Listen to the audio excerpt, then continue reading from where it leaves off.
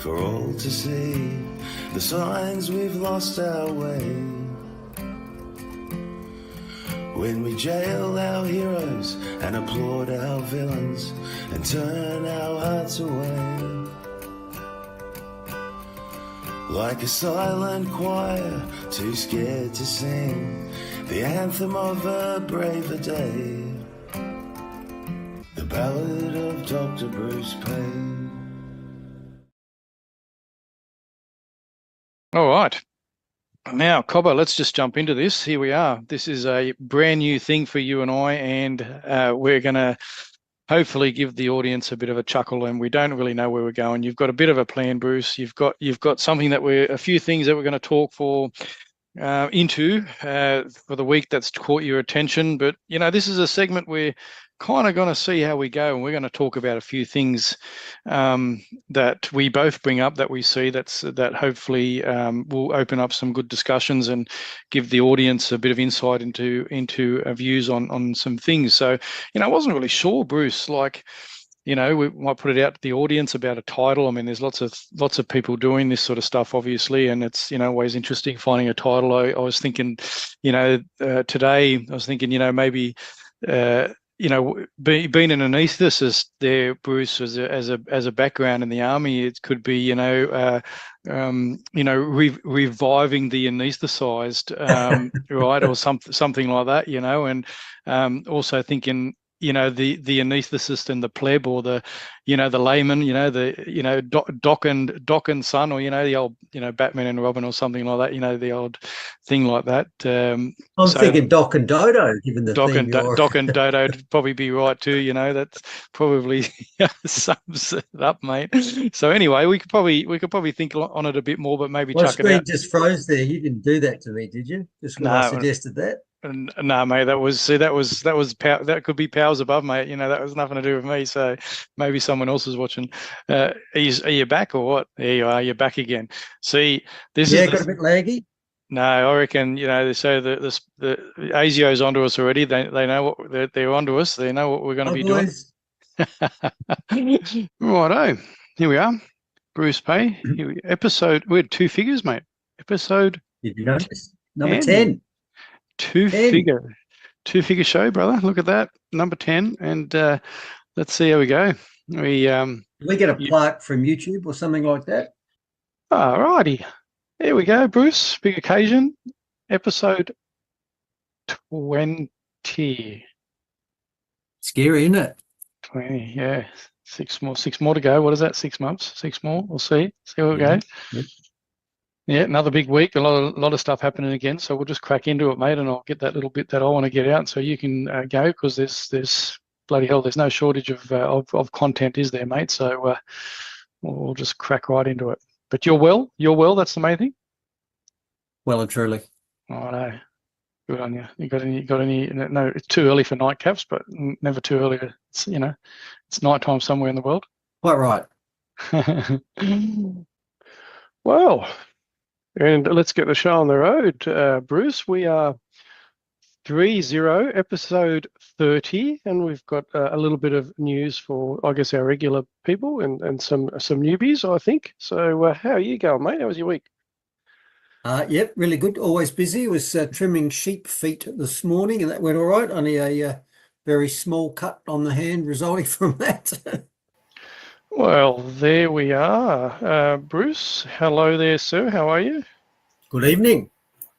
Just checking that the sound was coming through, and it looks like it's streaming through okay. So this is our first live stream to the Cafe Locked Out crowd as well. So hello to the Cafe Locked Out crowd who might be streaming live. We finally got there. Bruce has finally got the Starlink up and running, and let's see how well Elon Musk's technology performs for Bruce Paix out there in Victoria. So g'day, Cobber. So we got a bit to cover, man. Yeah, there's big stories every week, aren't there? And there's two real big stories this week, and I'll touch on both of those directly. And there he is. The man, where we both are. Where we both are. The man in the flesh. The sovereign, The sovereign Bruce Paix. I'm not a sovereign see. citizen. Why? That's probably not allowed. No, not a sovereign citizen. Apparently that's an oxymoron. Just a sovereign. And I noticed that you've changed your name to the dangerous heretic instead of Yes, enemy of the state. my old boss used to label me that at work actually a decade ago. Dangerous heretic. Yes. It's a little bit better than enemy of the state, because I think we're all probably enemy of the state these days, aren't we, Copper? I think that's why I am an enemy of the state. Yeah, Roger. And talking about the doctor, here he is in the room. How are you there, sir? Good evening on this sort of cold, drizzly evening in Western Victoria. Yeah, well, it's a bit the same here in South Australia, so you know, it's not to be left out, and it's good to have that bit of rain, which is really, really good. And welcome to all that are starting to join us soon. So Bruce and I were just talking. And listen, Bruce, we had a little bit of a yarn last week about, you know, my little intros, right? And and you know, I'm always going to come with another one. But at the moment, it's 100%, right? It's like we put the question out there to say who'd want me to do it, who doesn't. And we actually had I had two responses in the chat, right? They said, no, it's good. Let Mark continue with his intro, right? And g'day, oh, teenage daughter's watching, Hales. In joke. In joke, yep. And two people said, yeah, continue with it, Mark. So look, and no one else responded. So to me, that's 100%. Yeah, but they could be both bots, Mark. They could be bots. Oh, yeah, they could be bots. Yeah, absolutely. Yep, well, I can see it. There you go. It's there. So that's all good. That's all I wanted to know. So I don't know why the intro didn't play. Live and and I heard the intro, so I think we're good. And look at that, Yeah. we've got two in the comments already. We've got Gail and Bang Head here. Bang Head here. Good to see you. Good to see you. Oh, look, and Philip's there as well, live on Rumble. Good to hear that. I'm glad that it's coming through on Rumble. I can see it's coming through on Facebook. Yeah, there he is. Here we are. Dr. Bruce Paix. This is episode 80, Bruce. Well, you're kicking along. We've gone past episode 26 a little while ago. I'm glad you said 80 because I was having a little panic that I might have put the wrong number on it, but yeah, I reckon it's 80 as well. It is 80, and we, you know, we were heading to 26, then we were heading to 52, and we're still going. We thought, we'll see how we go, but we're still getting people joining and watching, and you know, a few thousand views on Cafe Lockdown, and many more across many other platforms. And then we break it up and put some little shorts out, and you know, some of them are getting a stack on different platforms. And here we are, Bruce Paix. Welcome to 2026 episode 90. There we go. Are we still doing this? We are still doing this, yes. What are we into? We started in 24, we managed to get through 25, and now we're creeping into 2026, mate. How much longer will they put up with us, I reckon, Bruce? I don't know. How much longer will we go? What we say, you did say, as long as we have one viewer, we're going to continue having a crack. Did I really say that? No, you did. But anyway, we'll make a determination as it goes.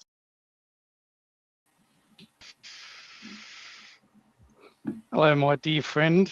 Still with me after 100 episodes. Well, today's the 100th, so we'll see if you're going to hang around for the whole show. But anyway, there's no my natural blue shirt is not on today. I've actually got a bit of a celebratory kind of, you know, summary kind of shirt on today. So there you go, mate. We are episode 100. Congratulations to you, my friend. And you know, there's thousands and thousands of hours of content there in that last 100 episodes, and you obviously doing a lot of your own research, a big slideshow to bring it all to us for that period of time. So I do thank you for hanging around to me. And look, I have put the offer out there plenty of times, my dear friend, that you should go to platforms, you know, much bigger than mine. You know, we've got platforms that are getting millions of views. They've got hundreds of thousands of subscribers. Yet you persevere with little old me on this humble little platform that I provide. And I am actually very humbled that you continue to persevere with me. So thank you, my dear friend. That's where it all started, Mark. And you've just given me a great idea. Looking at those like 10 episodely intros there. What do you reckon? We just go back to the start, relabel them, and just, you know, like I'll play episode 1, I'll call that 101. Episode 2, we'll call that 100. Mate, cut the work down so much. And I bet the contents wouldn't change at all. I bet nobody'd notice. Yeah, no, probably not. Probably not. Anyway, we've come a long way, Bruce. If people noticed from the very beginning, we started off on Zoom. There was a lot of effort in Zoom. We used to do a pre-record. I'd be in there editing for bloody hours, cutting up the shorts and all that sort of stuff. And then, you know, after a while, you got innocent and sort of, well, you know what, stuff it. Let's just go live. It is live television, and we'll just just see where it goes, and what the heck, you know, throw caution out of the wind and go from there.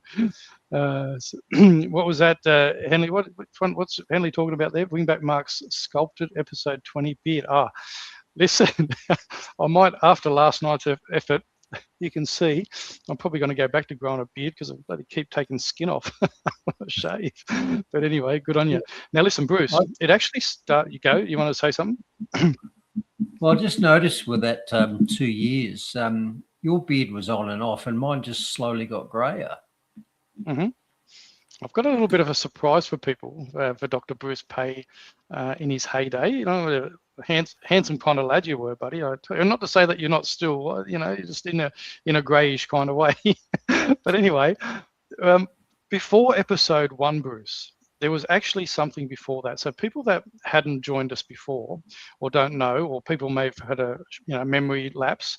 You and I watched the video that went viral of you with the police officer in the Adelaide Hills where you used to reside, because you wrote to Josh Teague, who I believe's just been re-elected, which I can't believe, unfathomable. But you know, the election thing's a whole new thing, and so I saw that video. Then I saw you at a freedom rally here in Adelaide, and I walked up to you, and I had my platform. I've been doing videos for a little while covering the whole COVID thing, and I got my big boy boots on, and I walked up to you and I said, "Oh, g'day, Bruce. Pleased to meet you. I love your story. I'd love to be able to tell the people about it." And you actually agreed.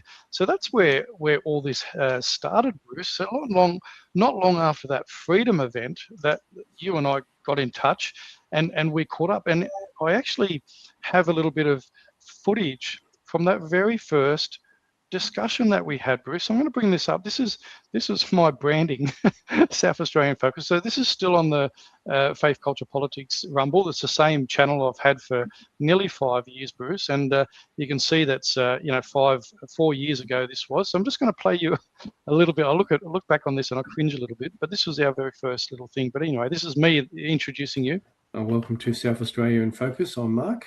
Today I'm going to catch up with Bruce Paix, whose video recently went viral around the world with tens of thousands of views after a visit from SAPOL to his property. So I'll play that for you just now.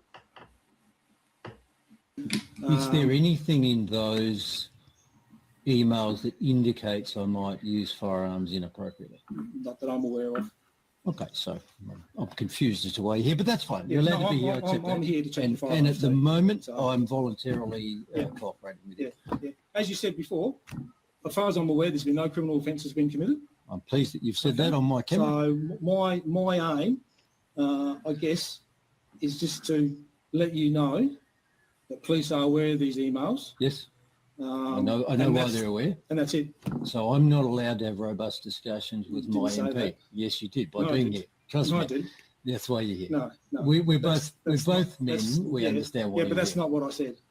You can take it how you can take that however you like. Me and the viewers will take it as well. So yeah, just wanted to quickly then now a quick run through Bruce's credentials and CV, and then we'll catch up with Bruce in person. We have a look. So Bruce is former. Okay, well, as you can see, I'm a reasonably experienced doctor, both in public health and in acute care medicine. When this whole disaster kicked off 2 years ago, I did have a bit of a look at it as if it was a military exercise. So, I have been a military health planner in the past, and I've also been a clinician. And first thing you ask in any military campaign is, okay, what does victory look like? If this is the battle we're having, the COVID battle, what are we trying to achieve? How do we know what we've won? And so forth. Because if you don't do that, if you don't say what victory looks like, you get further and further into the war, you get mission creep, the plan changes, you end up somewhere completely different to where you want to be. And 20 years on, you're leaving Afghanistan in disarray because your mission's morphed into something that's completely unachievable. Yeah. And if you look back into it, it seemed at the very start, the message we were getting was a delay message, the 2 weeks to flatten the curve thing. And implied in that is COVID's coming, we just need a bit more time to ramp up for it. If you look what's then happened, it fairly quickly morphed into a exclusion strategy. COVID's not coming. Whatever we have to do, we're going to avoid it. And unfortunately, if you look into the history of respiratory viruses, that's simply not possible. So we knew from day one that the victory conditions could never be met. So if you're trying to prevent COVID from coming into your country, the best example of whether that's going to work or not is what they tried to do in 1918 with influenza. And there were parts of the world that actually tried to exclude influenza from their nations way back in 1918 by closing the borders. And obviously that was going to be much easier to do in 1918 than it is today, because there was almost no international travel, and what there was certainly. Finish up on as we finish. Yeah, I might just use some of the words that I'm hoping to speak this weekend. And you're right, I'm in discussions with the organisers, and I'm hoping I do get an opportunity to speak. But what I finish up with is just something along these lines. It says, you can pass unjust laws and I'll break them, and that doesn't make me a criminal. You can spread fear. That will not make me fearful. I'm a free man. I simply will not comply. I'm a father, and I won't let you do this to my children. Nothing is more important in our lives than this. I'm 57. This is the biggest threat to liberty since the Second World War to this country and to the world. Nothing matters more than resisting this. I'm in a position to put absolutely everything on the line, and I will. Not everybody is. But make no mistake, there's nothing more important in our lives, our children's lives, in our country than fighting medical tyranny at the moment. Yeah, 100% agree. So there you go, my friend. That was a little bit of a throwback through our episodes and how we first got to know each other, and the very first discussion that you graced me with all those years back there, Bruce. So look, it's been really interesting, and I was working on another little project and having a look through social media on different platforms. But if anybody puts in Dr. Bruce Paix in Rumble, you'll see a swathe of interviews and discussions. So obviously all our episodes are up there, but also all the other commentators that you've been on as well over that period of time. But I was really surprised, Bruce, that when you punch in YouTube, you'd think that you might be cancelled. But look, Bruce, we're actually still staying on YouTube, but we'll see how long it stays on there. We've alerted them; they might change the algorithms, but you're still there. But Bruce, while I was doing the research through this, guess what I come across? And it's probably been a while since you've seen this. I'm not sure if it is, but I just wanted to play this. This is what I'm going to play here now, guys. Is really just going to add a little bit of credibility to Bruce. Now we know. Just want to say that we know Bruce brings a lot of content. We know his history. If you look at that first episode that we did back there, I actually go through quite a bit of your CV and show what your credentials are, Bruce. But this really should add a bit of credibility for the people that have been watching when you were in the height of your career. So I found this little video. I'm going to play it now for you, Bruce, and the audience. So if anybody has any doubt about Bruce's credibility, I'm just going to throw this up here now.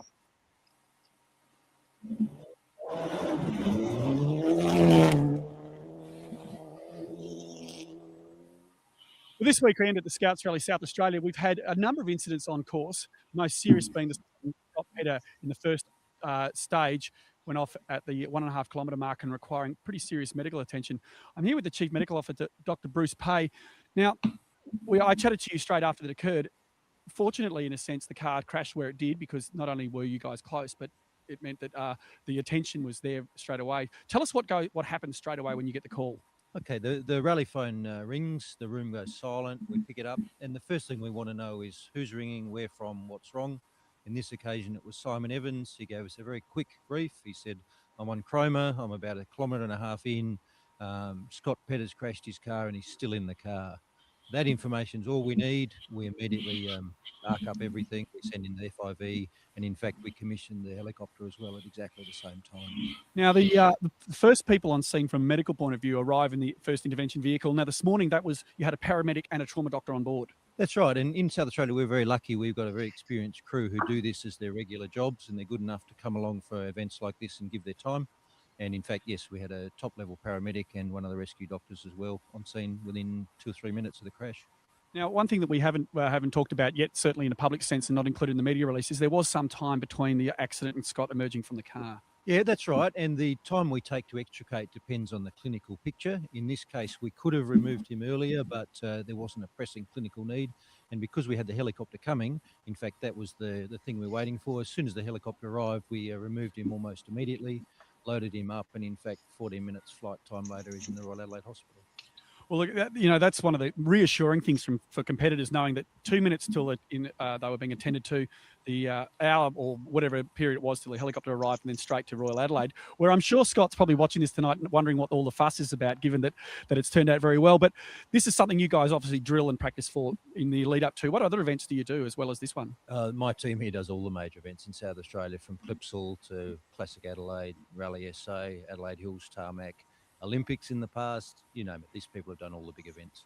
Well, we absolutely thank you for your efforts today. It's been fantastic. It was just impressive to watch you guys, the way you coordinate whenever there's an incident. And it's very reassuring, I'm sure, to the competitors out there. And special thanks to the medical team and to all the crews who were out helping this weekend. There you go, my friend. So if anybody is in any doubt of the credibility of your background and what you've done, and anybody that's lived through COVID and known this, and I'm going to say this openly, and I'll say it, and I hope it gets out to all the bureaucrats here in South Australia.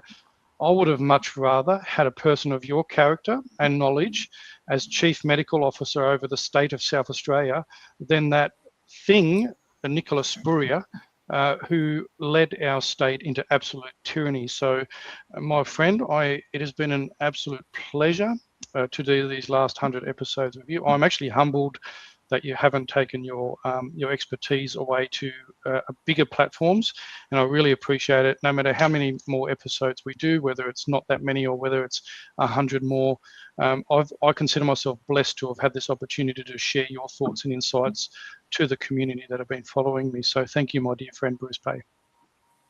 Look, much appreciated. And yes, I still remember you coming up to me at that event in Adelaide, and I think you slipped a card into my hand and said, I run a bit of a podcast. I wonder if I could introduce you. And here we all are, much later. And thanks also for that historical vision, which I haven't seen for quite a long time. And my story goes back a long way there, because the way I got into these events was I used to be a competitor myself. So it started with horse trials. And every horse trial, you needed a doctor on scene. And we're going back to the 1980s when I started doing that. In fact, I was the chief medical officer of the Gawler Horse Trials, which was the World Championships in, I think, 1986 as a medical student. So things were different back then. And that progressed to, when I was riding, you had this terrible conflict because the work you were doing, as a doctor on course was pretty valuable. And it was a go, no-go item. So if there was no medical on scene, the event couldn't start. And so the compromise we came up with back in the day is that I would always ride last. And that way, if there was a bit of a whoopsie, I would trust the vet would look after me, but everybody else in the field would have actually had the required level of care And it was a bit the same in motorsports as well, because I did quite a bit of rallying myself. And there are a number of times when I actually got diverted off competing and asked to, respond into stage. And I used to carry a medical kit in the back of the car, well in excess of what was required, just so if something was needed, I could go into stage and help out. But they're all fun times, and things are different now, I guess. Things are very different, where they persecute good quality patriotic Australians like yourself and put numbskulls in positions of responsibility. But anyway, here we are, and we are all the more better for it by having you grace us our screens every Monday on Monday evening. So good on you, brother. Well, look, thanks so much. And funnily enough, you mentioned sort of the early COVID era there, and I was going to mention tonight that I'm getting the pre-COVID feelings now. We're all getting the something bad's about to happen, but the rest of the world hasn't quite woken up yet. And I'm talking about the current events in the Middle East and the likely economic impacts of that, which I'm going to talk about tonight. Yeah, sounds great. And obviously we planned for my little intro for episode 100. Obviously we had I'm not sure if you're going to if you're going to cover any of the election, but obviously it's been a bit of an interesting result. It looks like we may have 3 Legislative Council members from One Nation Party, which is Corey Bernardi, Carlos Coimbra, and very likely Rebecca Hewitt, which is going to be amazing. I know Carlos and Rebecca well, communicate with them. Good, decent South Australians, hardworking. Carlos is a builder. Rebecca's been serving the community for a while, off the land, just farming folk, amazing people. So they'll be great representatives for us, for this state. And there's a very likely possibility that there could be between 2 and 6 lower house seats, which will be absolutely astronomical. And if that is the case, they will actually be the opposition. Some people are indicating that they will be the opposition in this state. So anybody that's, I know there's been a lot of infighting, a lot of mud being slung, and I get the whole thing about the democracy of the party. I know that Gerard Rennick was critical of the structure of One Nation, and I hope they get that sorted, because that, I think, is stopping people coming across, people like Gerard. But I think there is some conversations that are looking a lot better. And I think people do need to put everything else aside and understand that this One Nation train is not going to stop. It is continuing now. And it's time for people to get behind them. And anybody in the right that wants to continue to throw, or conservative or right wants to continue to throw grenades, will do so at your own peril, because I think, we need to, and sure, there's always going to be issues behind the scenes. There's going to be mud being thrown. But I think, we have a really good chance to push back on this Marxist agenda that's taking over our country from Labor and the Greens and the ineffective Liberal Party, and people that these parties are controlled by international groupthink organisations. And I think we're in a good chance to have something. So my recommendation is to stop throwing. People can do what they want, but I don't think you're going to get anywhere by continuing to throw daggers off from our side into the backs of the movement of One Nation. And sure, are they perfect? Absolutely not. I'm not absolutely asserting that, but you've been under the rule of Liberal and Labor and Greens for decades. Surely we should give it a chance to see what they can do. Yeah, and I did keep a bit of an eye on the election, because I popped over to South Australia over the weekend. Sorry, Mark, I didn't catch up with you. I did a very quick in and out so I could go for a shoot with the Military Rifle Club. And like I said, I'm getting a pre-COVID feeling, and I'm feeling the lockdowns, I'm feeling travel restrictions, not because of border closures, but because of we can't bloody afford it. Diesel $3 a litre now, and that's not the end of it. So, yeah, I did pop over the weekend, and it seemed to me that you're absolutely right. The Liberal Party is dead and virtually buried, and that's great. They need to be. They deserted their base, and I want them dead and gone. From most of what I watched, in every seat, it looked like the Liberal vote had translated directly across to One Nation. So typically, it would be Liberal minus 17%. Compared to last year's, and One Nation up 19% in almost every seat. So One Nation pretty much replaced the Liberals in every seat, which of course didn't stop Labor winning. We always knew they were going to win. The first thing you got to do is actually establish a decent opposition, and we didn't have that. With the Liberals, we had, as we've said, we had the other cheek of the same arse. So if all we achieved in the last South Australian election was the destruction of the Liberal Party, good, was a necessary first step. We obviously got some questions about the fairness of the system, because Labor got less than 40% of the vote and got almost all the seats. Liberal got less votes than One Nation. I think the Libs are looking at about 6 lower house seats, whereas One Nation's looking at 1 or 2. But to me, the real meat there is what the Greens do, and that's how many senators you can get in.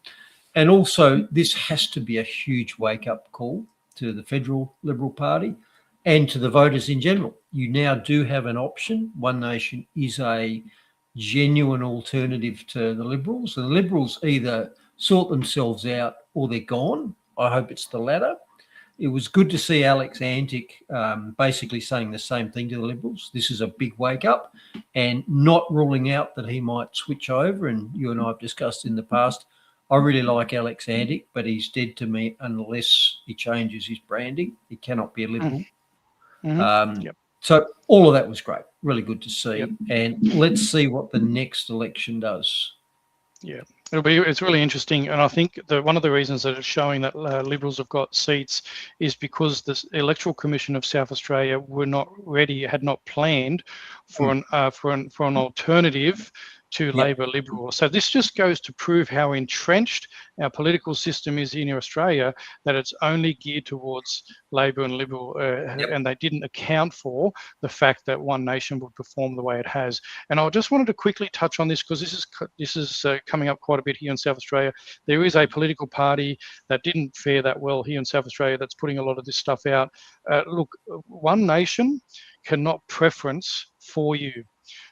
They put a number 1 on how to vote cards and left the rest blank. Now, I've always been saying I'm part of Australians for Better Government. I believe voters need to be more informed themselves, to not have to worry about a how to vote card, to look at the candidate, research their own candidates and vote accordingly. Now, they left the options up to the voters. Now, if the voter was uneducated or whatever and they messed up their ballot like everybody else does, that's what happens. But there is some talk about it. There doesn't seem to have been anything illegal done. I've researched about it, spoken to some people. Yes, could it be perceived as dodgy, or not dodgy, but using something that's available to you by not doing preferences with other parties, because they couldn't in good conscience do preferences with other parties because there was no real alignment, and there was lots of skirmishes and lots of shots being fired from other sides, right? So they chose not to do that, and it's up to the voter who decides. So they put a number 1 on their how to vote cards, and it's up to the voters who they choose to preference beyond the number 1 of One Nation. Now, some people are saying, they did a deal behind the scenes, and in case a voter didn't put the right numbers on the card, or enough numbers, then there was a provision for those votes to either go to Labor or Liberal or whatever. There's no proof of that for me. I haven't seen it. If it comes out, fair enough. But as far as I'm aware, as of this broadcast, I don't believe that there was anything illegal done by that. They used a provision that's available to them. Could it be perceived as doing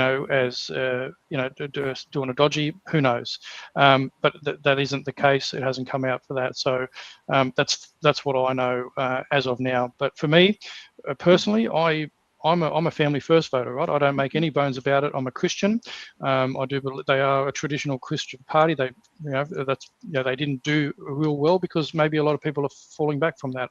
But I won't make any bones about them. But I put One Nation second because I know obviously family first wasn't going to get the numbers, but I know that my vote was then going to go to One Nation, and that's where it was for me. So I stuck by my convictions of where I thought it was for me. But One Nation, now that One Nation is where it is, that's who I believe we need to get behind and support to be any sort of credible alternative against Labor and Liberal. That's pretty much where I stand. Yep, exactly right. Yeah, John Adams is calling election fraud for different reasons, I believe, because I think John Adams is involved with One Nation there, Johnny. So I think John Adams is involved with One Nation, but he's calling some issues in regards to the rest of the election. But yeah. And I think John's making a fair point, because if One Nation got half as many votes as Labor and only 1 or 2 seats instead of 38, you have to question whether there is a problem with the system. You really do. Yeah. Well, we had computer systems going down because we had iPads at polling stations instead of people getting their name ticked off on a roll. So we had computer glitches, people lined up for ages. They ran out of ballots in some.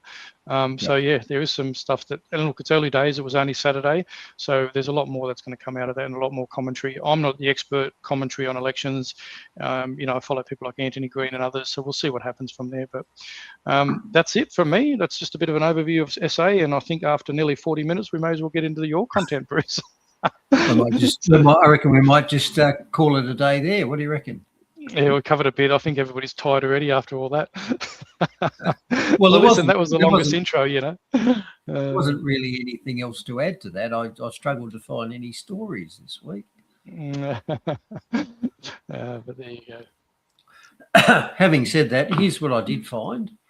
So we're going to do another update on the Gulf War, and yep, it's going to be a long one again, and probably the major focus of this. And I don't apologise for that, because I stand by what I said last week, which I think this is a turning point in world history.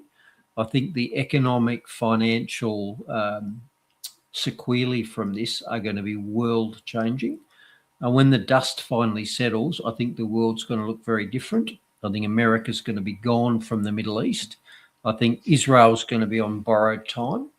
And I think the entire pathway forward for the West is going to be very different. I think we're going to go into a energy constrained future, and our lives are not going to be as easy as they have been up to now. And that's my best case scenario. My worst case scenario is that something even worse happens in the Middle East, such as them breaking out the nukes, because the only way this can end is for Trump to admit that he was wrong and back down. And I can't see that happening. So I can only see escalation. But we will see. We will see. He's got too much of a dogged personality. But I mean, if you see early interviews of him when he was younger and they questioned him about the Iran back then and hostages and all that, his feelings were already like that towards Iran. So that's kind of been in his mindset for a while. Yep. All right, what else we got? We got a little bit of not easy being green, not Anthony Green, just green. And it might be bad timing, but I saw a story this week that said that the missile detection radars are badly affected by wind turbines because the rotating blades throw off confusing signals. Not so bad for a ballistic missile, but for the drones, which putter in slowly at low level, that might not be a great thing at the present point in time. No, good call. In the health section, mainly about dogs and cats this week. And who would have thought? A new report says that if you feed dogs and cats, which are carnivores, the same processed muck as you feed humans, which are carnivores, they end up with the same chronic illnesses. Who would have thought? Who would have thunk it? And the other thing is a little bit more in the runoff from COVID. And we all noticed that those of us who resisted the jabs either didn't get COVID at all or really didn't get sick, whereas our compliant colleagues who got every jab that was on offer seemed to get COVID all the time. Well, this study explains why. It's a phenomenon called class switching, where your immune system, if it regularly is exposed to an antigen, it switches off to it. And that's sometimes useful. If the antigen is grass pollen, that's good. You don't want hay fever every day. But if the antigen is the latest iteration of COVID, then it's not good if you switch your immune system off when you interact with it, is it? Mm-hmm. More money in finance, oh dear. And I don't know why I put one Why did I put? I don't know why I put One Nation. I apologise. I didn't mean to say that One Nation is the opposition side. I don't mean that. So I've obviously I've messed up the index a bit there. But like we said, the Liberals have been replaced by One Nation as the opposition. Must have been a couple of extra muskets there while you're typing it up. Yes, exactly right. Now, miscellaneous, we've got a story about those evil, greedy employers, and apparently what they're doing is they're discriminating against unsuitable applicants, and that's a shock horror story. So we can't have any of that because employers aren't allowed to have the best person in the job. That would counter the entire foundation of society, wouldn't it? And finally, a couple of Muslims. First off, we've got the latest edition of Climate Change and to finish out, an interesting story from Henley, thank you very much. A life sentence prisoner who apparently survived a cardiac arrest in prison now wants to be let out on the basis that he's served his life sentence. Now, explain to me the fault in his logic, because I think it's actually pretty sound, don't you? Well, that's right. Well, I think it is very sound. He survived it. It wasn't his fault that he was revived, was it? Like, so term of his natural life. I think that's when it ended. So they chose to revive him, which means it's on them. That means he's done. Well, it's a good argument. I don't know if it'll wash, but you know, hey, you may as well bloody try. I don't know if it'll wash either, but explain to me why his logic is wrong. Yeah, and just before you do kick on into that, I'm not sure where you're at, mental health 1974, but a by-election here in South Australia, we had the leader of the opposition step down. I think it was Susan Ley. She was a seat of Farrer, and she was mid-term of her election results. So seeing she stepped down and retired, there now has to be an election outside of the normal election cycle to elect someone new for that seat. Farrer, I believe that's New South Wales, Albury Way. So that's what that's all about, is just to elect someone outside of a normal federal election cycle, because she was federal member of Parliament. So hopefully that helps and clears things up a little bit. Yep, and I think the correct spelling is BY election, so like a by the by or by the way election. Okay. Bisexual election. Well, that might be next, Bruce. Who knows? Who knows? Hashtag so brave. All right. Gulf War update. So where are we this week?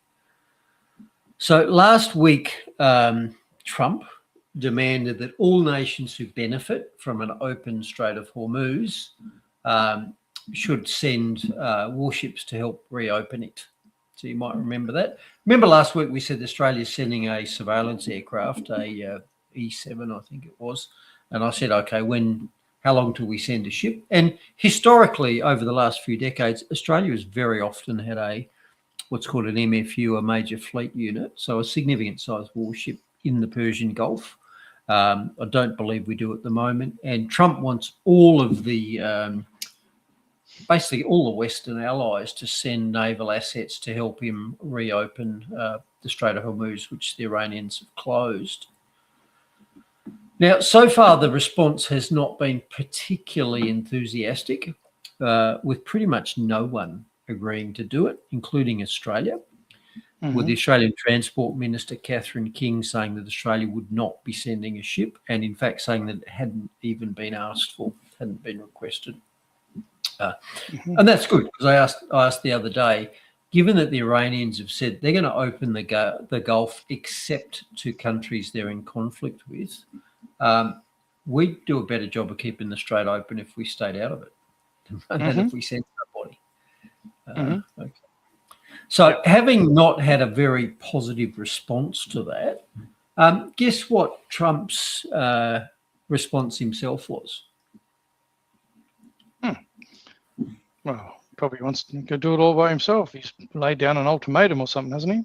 Oh, we don't need you. Okay, well, there you go. Trump pulled the old petulant child sulk and said, well, we don't need you anyway. We don't need you anyway. So that was how he dealt with the fact that all the Western allies said, hey, we're not doing that. As far as I know, even the US Navy said that'd be a really bad idea, boss. Because as we discussed last week, the balance of combat power is not in the US's favour here, unlike often in other conflicts around the world. Yeah, and the reason that we see ourselves in the situation we are in now is because of the actions taken, not as a result of Australia. I mean, was there any phone calls to Australia to say this is what we're doing before they did it, before the US and Israel decided to go in and do what they did, you know, which has now caused all these issues around the world? I'm betting there wasn't, and I don't think Trump and the Israelis would have seen any need to do that, because if you remember back to when this started, a bit over 3 weeks ago, the initial messaging was this will all be over in 2 or 3 days. And I think on about the second day when they pinged off the Supreme Leader, they basically regarded that as mission over. And Trump came out and said, well, we're ahead of schedule. You know, we thought it might take 4 days, but we look like we're ahead of schedule because on day 2, we've pinged him. Okay. So I think fair enough. Trump doesn't need the help of the Western allies who aren't going to give it anyway, because as he said, the war's pretty much won already.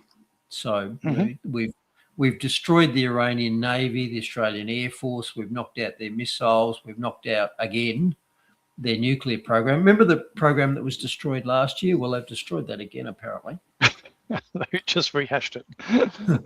So the defibrillator, put the defibrillator on it and then brought it back. So I think it's a fair thing to say that I think Trump's right. If the war's actually over, he doesn't need anybody's help, does he? And he did say that he thought the war's over, and this is what he said. Where are you? You might be that one. Oh, I think we've won. We've knocked out their Navy, their Air Force. We've knocked out their anti-aircraft. We've knocked out everything. We're roaming free. From a military standpoint, all they're doing is clogging up the strait. But from a military standpoint, they're finished. So how much longer? Yeah, that was President Trump last night talking about how the war is.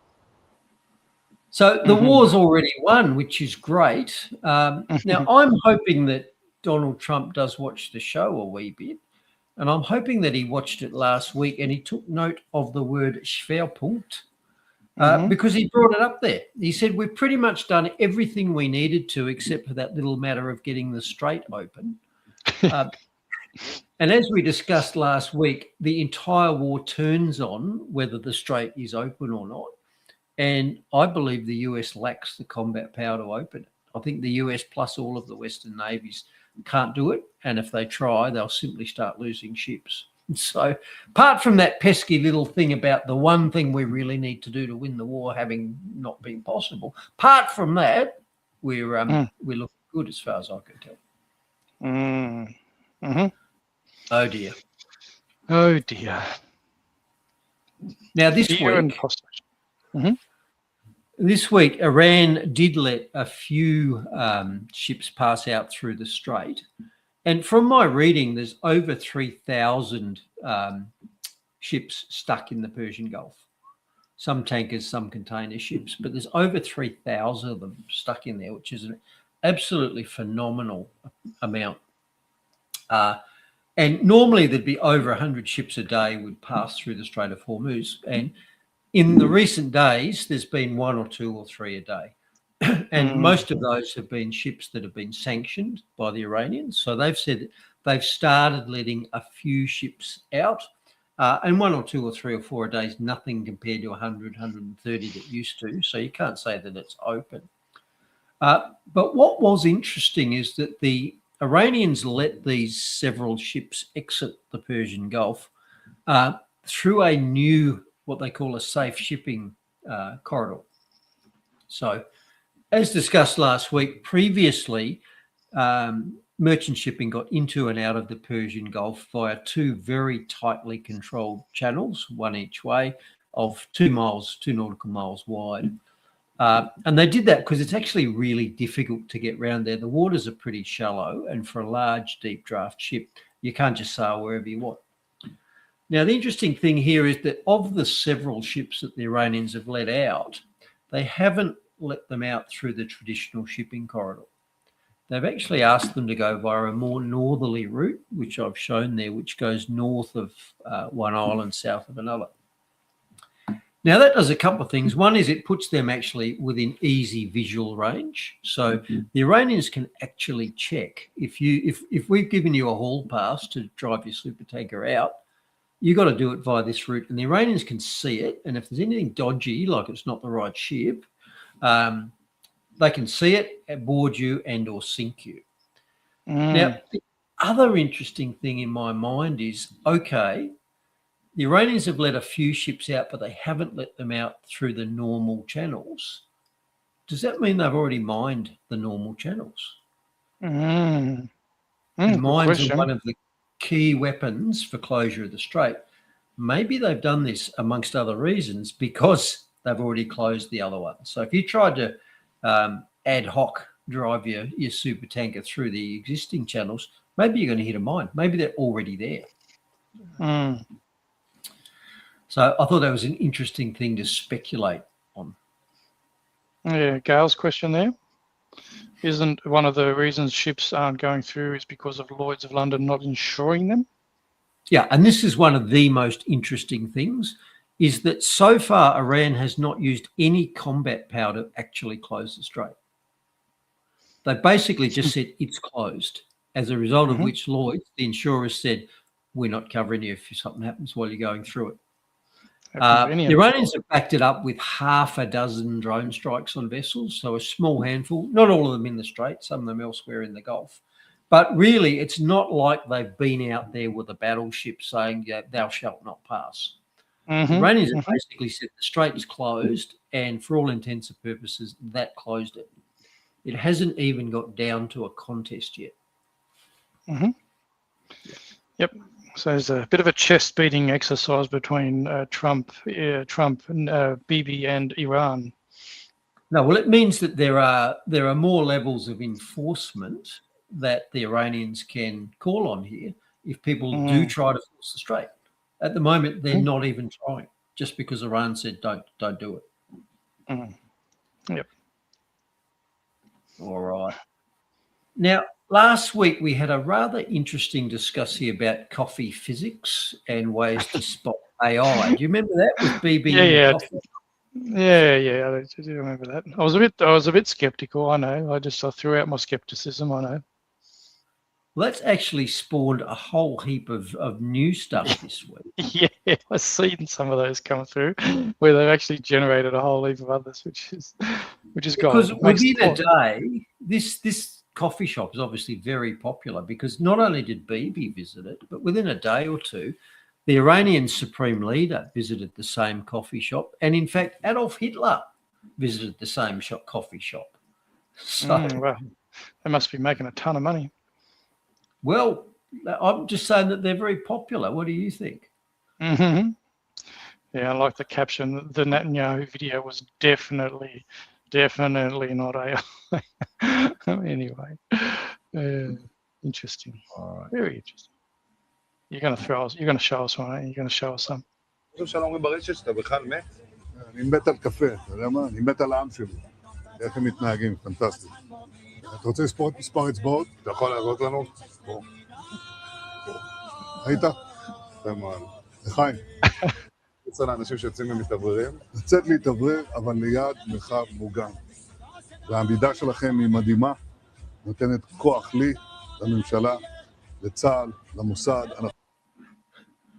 So that's the Iranian supreme leader showing not only that he's got a pretty good grasp of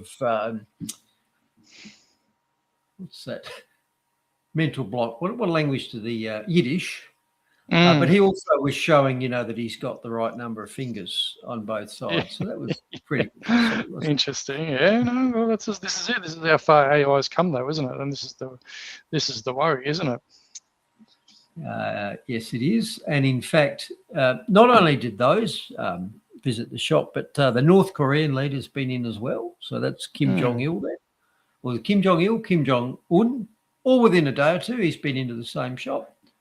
And whether you believe those are AI or not, I thought there was some signs, but it's not the point I'm trying to make. The point I'm trying to make here is that it's now obvious that AI can pretty much fake anything. And isn't that ironic? We were told a year or two ago AI was going to be the greatest thing. You could have instantly the entire world's information at your fingertips because AI could find anything and knew anything. But in fact, it's gone the other way. Sure, you can have anything at your fingertips. The point is you can't trust any of it. Yep. All of it could be fake. Exactly, and your job's going to be gone too. Yeah, thousands and thousands of jobs. Hold up. No. Hey, we gon' rock it till the wheels fall off. Hold up. Nice. So, Nice. I said a while back, AI can now fake anything, and we've come full circle. We've come more than 100 years. You know, you can't just get information from all over the planet, whether it was by the telegraph or radio or vision, television. We've actually circled round to the point where, you can only trust what you hear over the fence now. All that world of data, it's all corrupt now. Isn't that fascinating? All by design. All by design.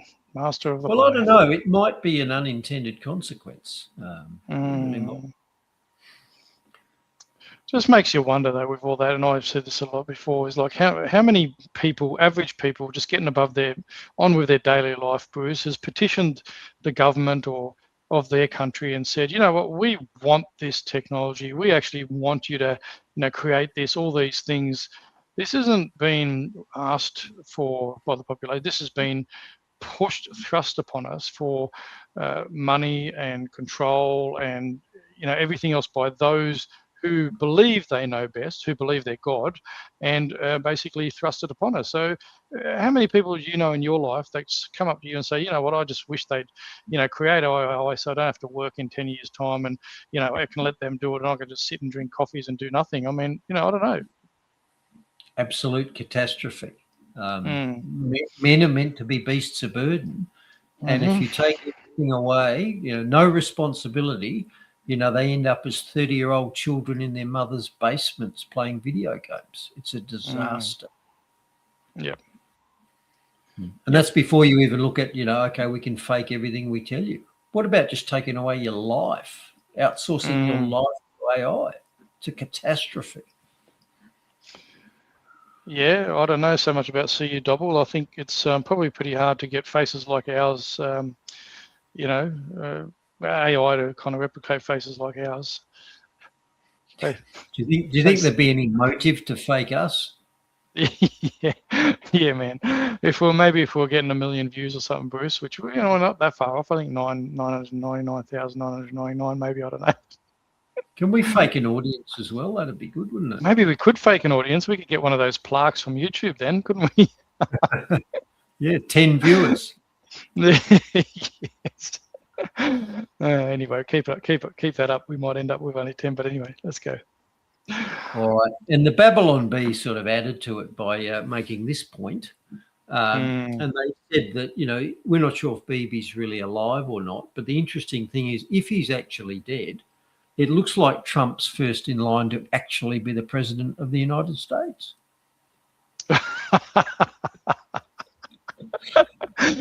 Boom tish. Oh, dear. What a great comment. Oh, that is a great comment. Wow.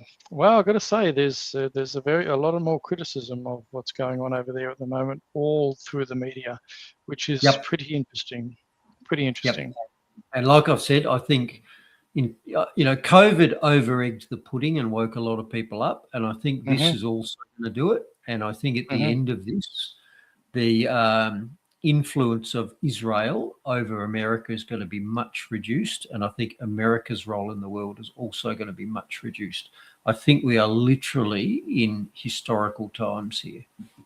Yeah, and this is why we need strong counter governance here in Australia, because we really do need to get back to a Australian sovereignty and focus on what's best for our nation rather than playing in the globalization arena and getting involved in what's best for the world instead of what's best for our own nation. I'm not advocating for not helping out and being there for our fellow nations and neighbours if we have the capacity, but at the end of the day, I think Labor and Liberal over the decades have sold us off to globalisation, and it's cost us dearly, and we're paying the price for it now. I mean, this war in Iran sure might not have affected us that much if we hadn't have absolutely decimated our own manufacturing and industries the way that we have, and Labor and the Liberals have jockeyed for position over destroying and selling out our nation. It's time for change. It's time for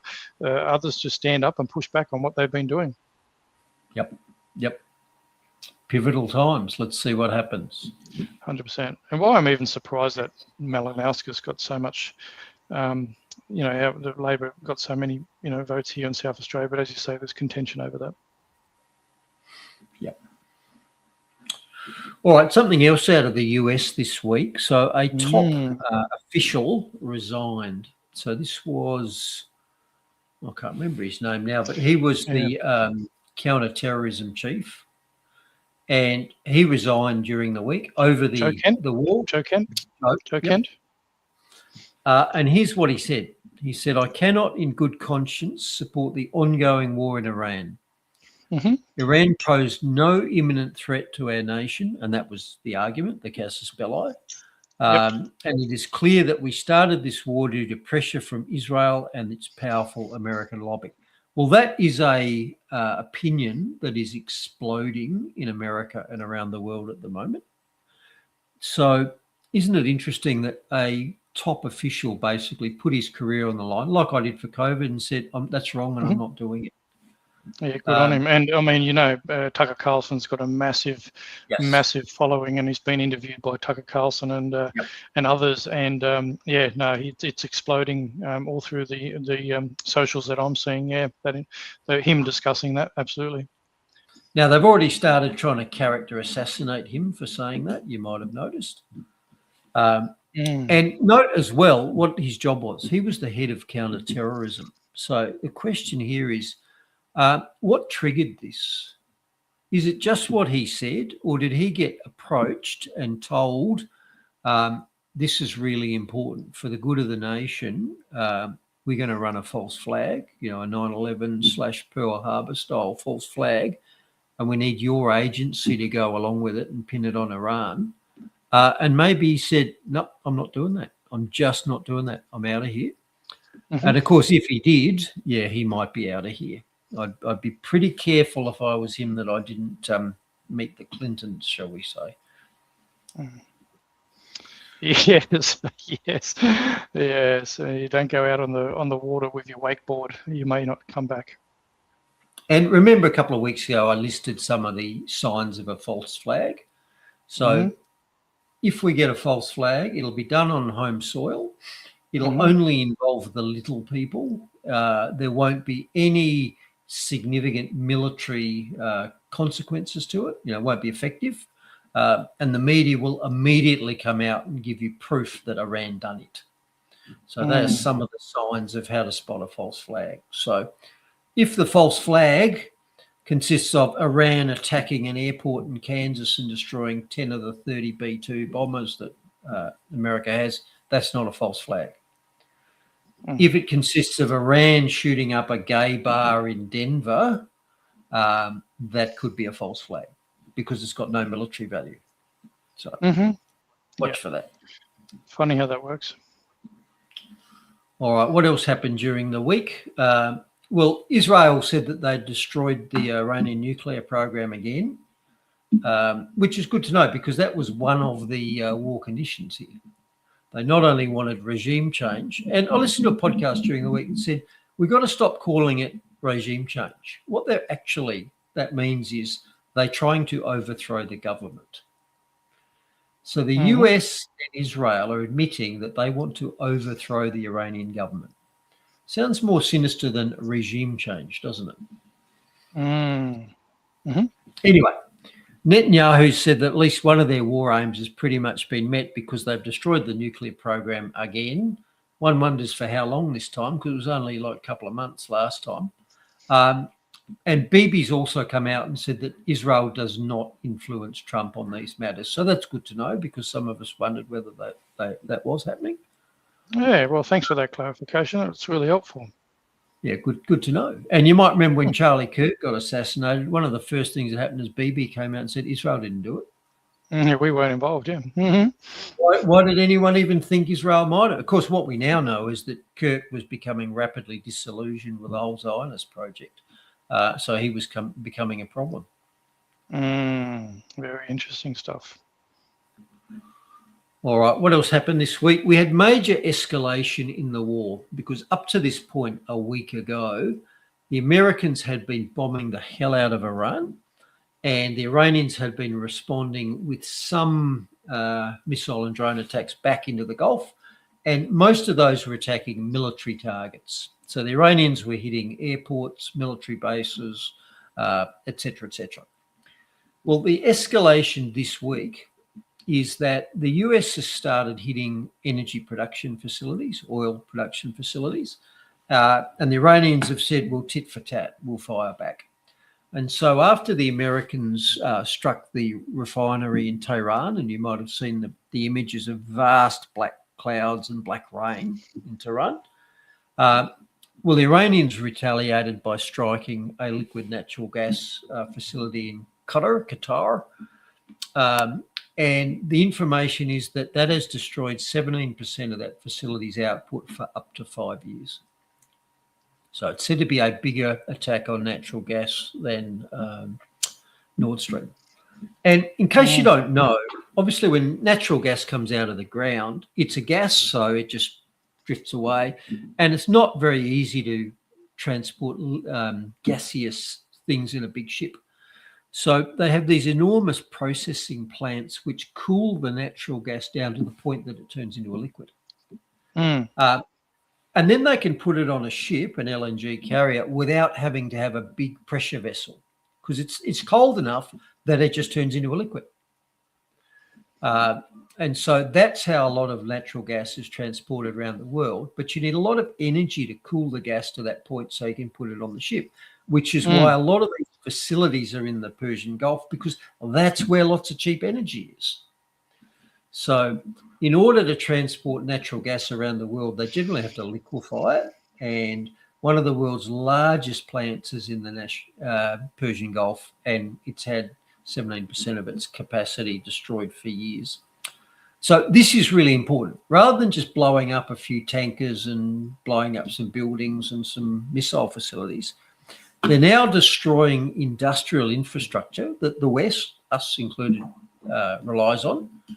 They're destroying the infrastructure, the refineries, the processing plants, and that's very different to just sinking the odd tanker. So even if the war were to finish now, the consequences of the war could go on for months, if not years.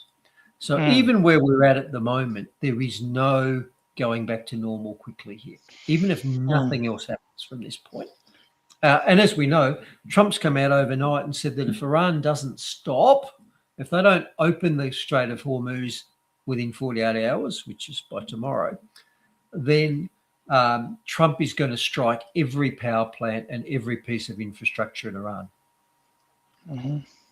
And Iran's responded by saying, yeah, well, we'll do it back to you, right back at you. We will blow up every refinery, every processing plant in the entire Persian Gulf. And so far, the Iranians have done everything. Every time they've said they'd do something, they did it. So tomorrow may represent a major escalation. And if that happens tomorrow, we are stuck with high energy prices for years, if not forever. And if you remember, I've said previously, energy is the economy. Everything your economy does relies on energy. Well, if our energy just got twice as expensive, and it's not far off it, you know, diesel's gone from $1.70 to $3. What that means is the size of your economy just halved, if that's true. And you remember, a recession is what, a 5% fallback. The depression was a 30% fallback. So if this happens, if the Persian Gulf is destroyed as an energy exporting hub overnight, we're all looking at a 50% reduction in the size of the Australian economy, bigger than the Great Depression. And that could happen overnight. Okay.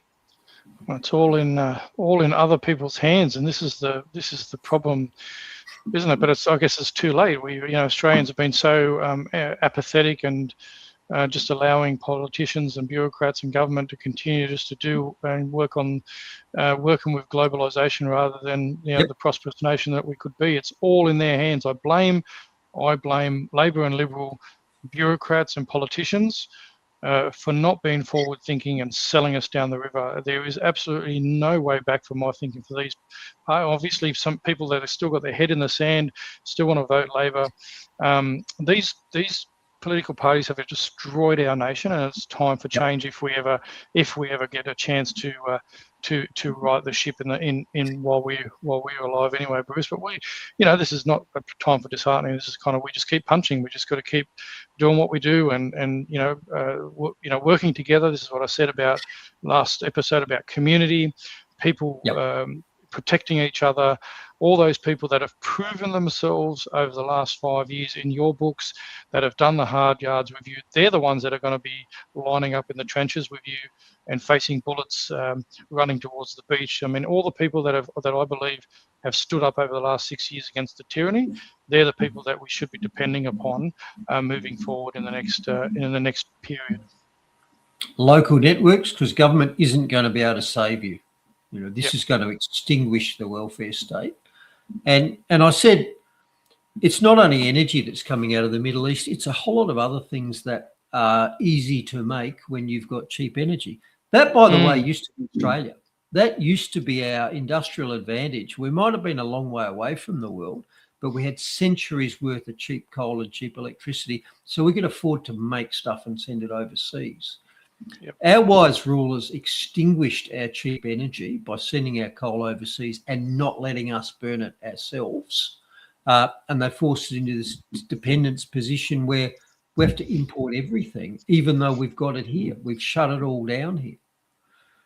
And there's just a few of the other important things that come out of the Gulf. So oil we mentioned, natural gas we mentioned, urea. I didn't realise this, but urea is a critical component in a lot of industrial processes, including fertiliser production.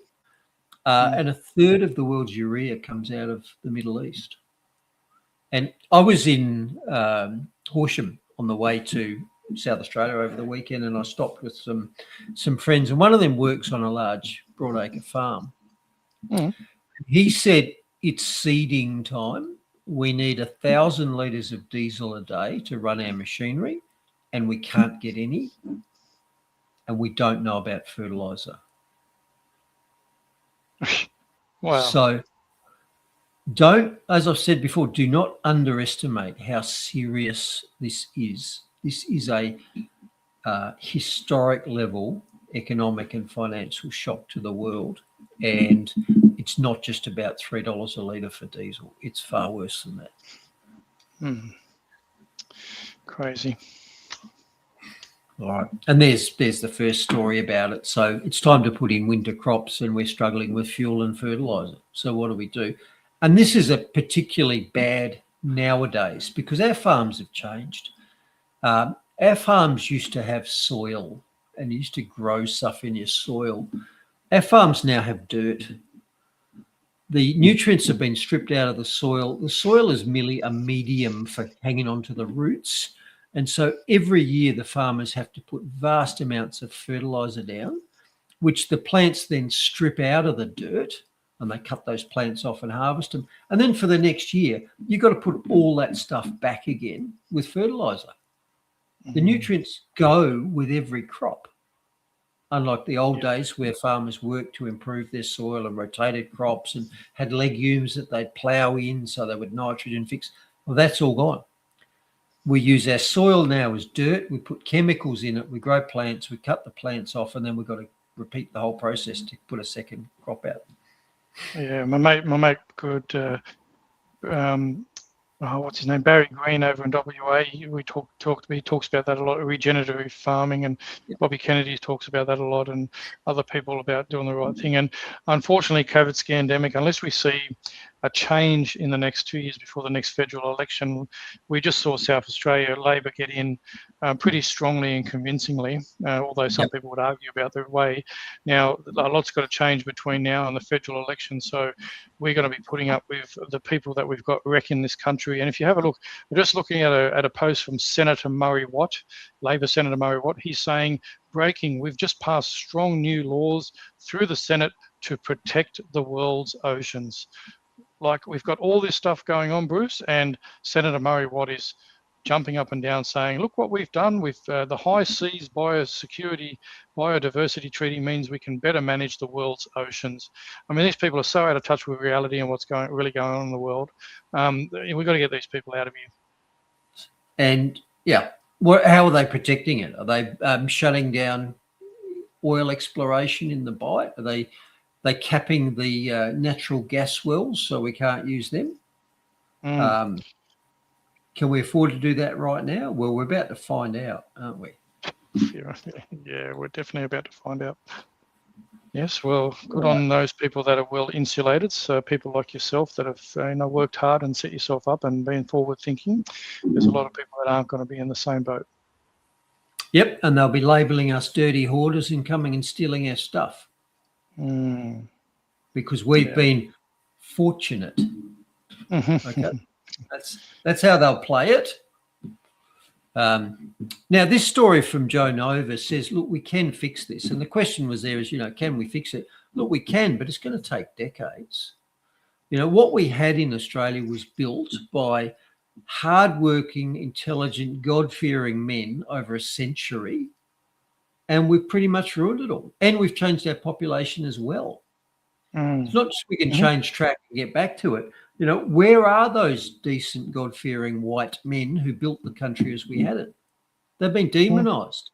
They're gone. We've replaced them with cheap imports from all over the world who don't share those values and want to live in cities on the dole. Yep. Anyway, we do have the resources to fix it. Jo Nova covered this on her blog site during the week and said, okay, yeah, we can fix it. There's 3 things we need to do. The first thing we've got to do is we've got to use the oil that we've got.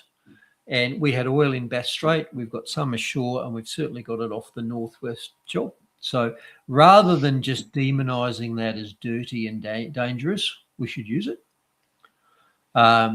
We should look for new oil fields, and there's plenty. And remember a few weeks ago we talked about the abiotic theory of oil? Oil doesn't necessarily just come from sedimentary rocks. There's other countries in the world like Russia, that's a major exporter, who doesn't believe any of that fossil fuel BS and thinks oil is actually a geological product and you can therefore find it in other sorts of rocks, and they do. And finally, you can transform coal into liquid fuels, into hydrocarbon fuels. The Germans did it during the war when they were struggling for imports. And we could do it. There's a process for doing it. And the break even currently on that process, in other words, you can afford to turn coal into oil when the world oil price is about $100 US. So $95 US.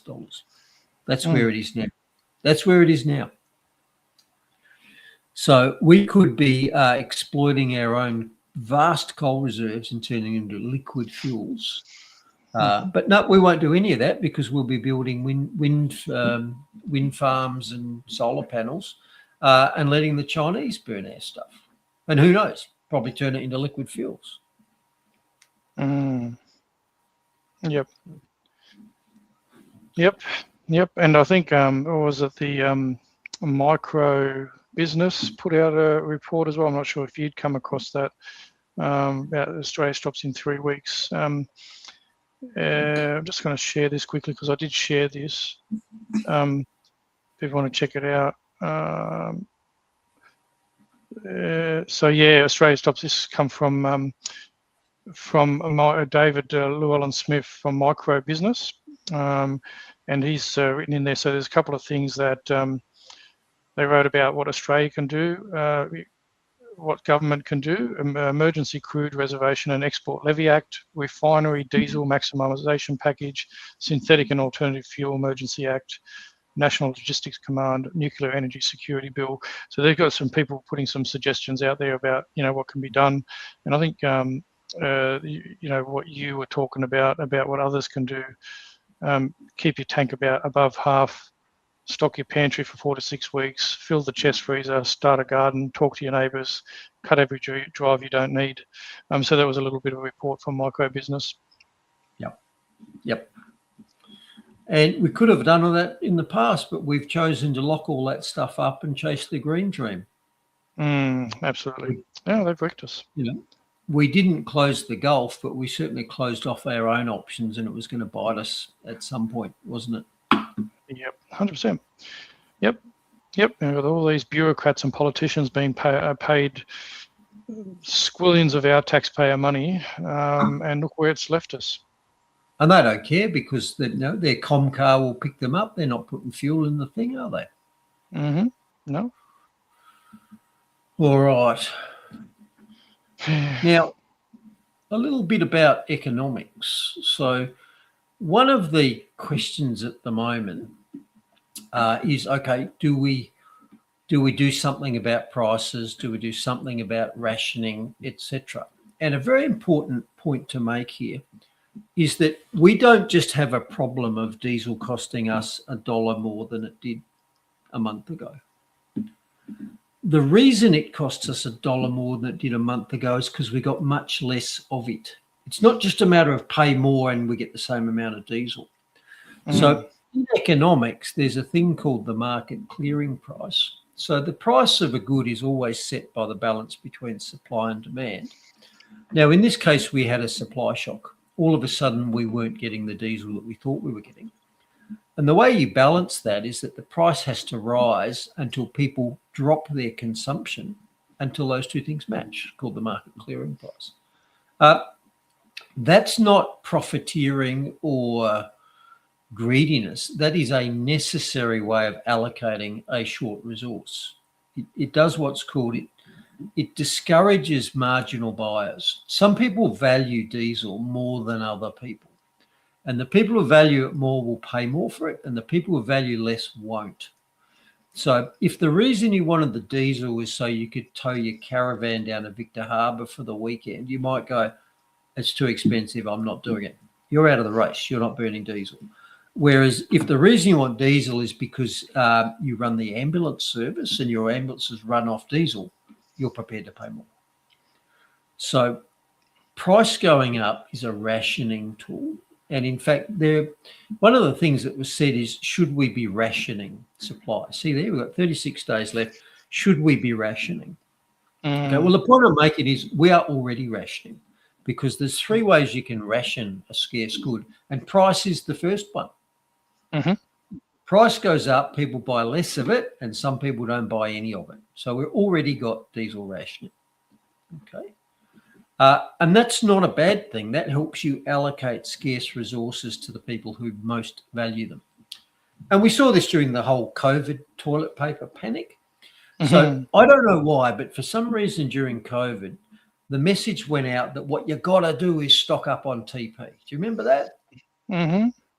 So people went down to their local supermarket and bought trolley loads of toilet paper, far more than they could possibly use, and the shelves became empty. Now, higher prices would have stopped this. Those people would not have bought that many rolls because either they wouldn't have had the money or they got it's too much. So higher prices are a necessary way of rationing goods. And like I say, diesel prices up, petrol prices up. We already have rationing. Now, personally, if I were going to go about rationing or putting in war stocks during times of rationing, I wouldn't be doing it with toilet paper. I'd be buying Moscato. I'd be buying ammunition. I'd be buying jerry cans, and I'd be buying food and alcohol. I wouldn't be prepping with toilet paper. But there's an example. Prices go up is a rationing mechanism. Yep. And look, it makes sense at the end of the day.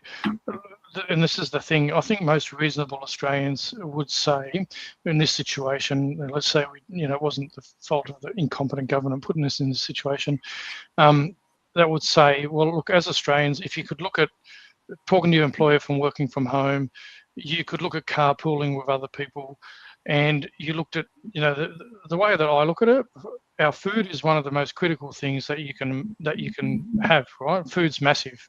So you look at, say, you go, well, I'm going to make some sacrifices as an average Australian, as long as our farmers keep producing and our trucks keep rolling, because that's what you're going to need to sustain yourself for a while. Because, I don't know where your thoughts are on that. If you're looking at sustaining us and getting together as a community or country and say, everyday people cut back a bit to allow our trucks to keep rolling and our farmers to keep producing. Don't know what your thoughts are on that. Well, the mechanism for doing that is what I've just talked about.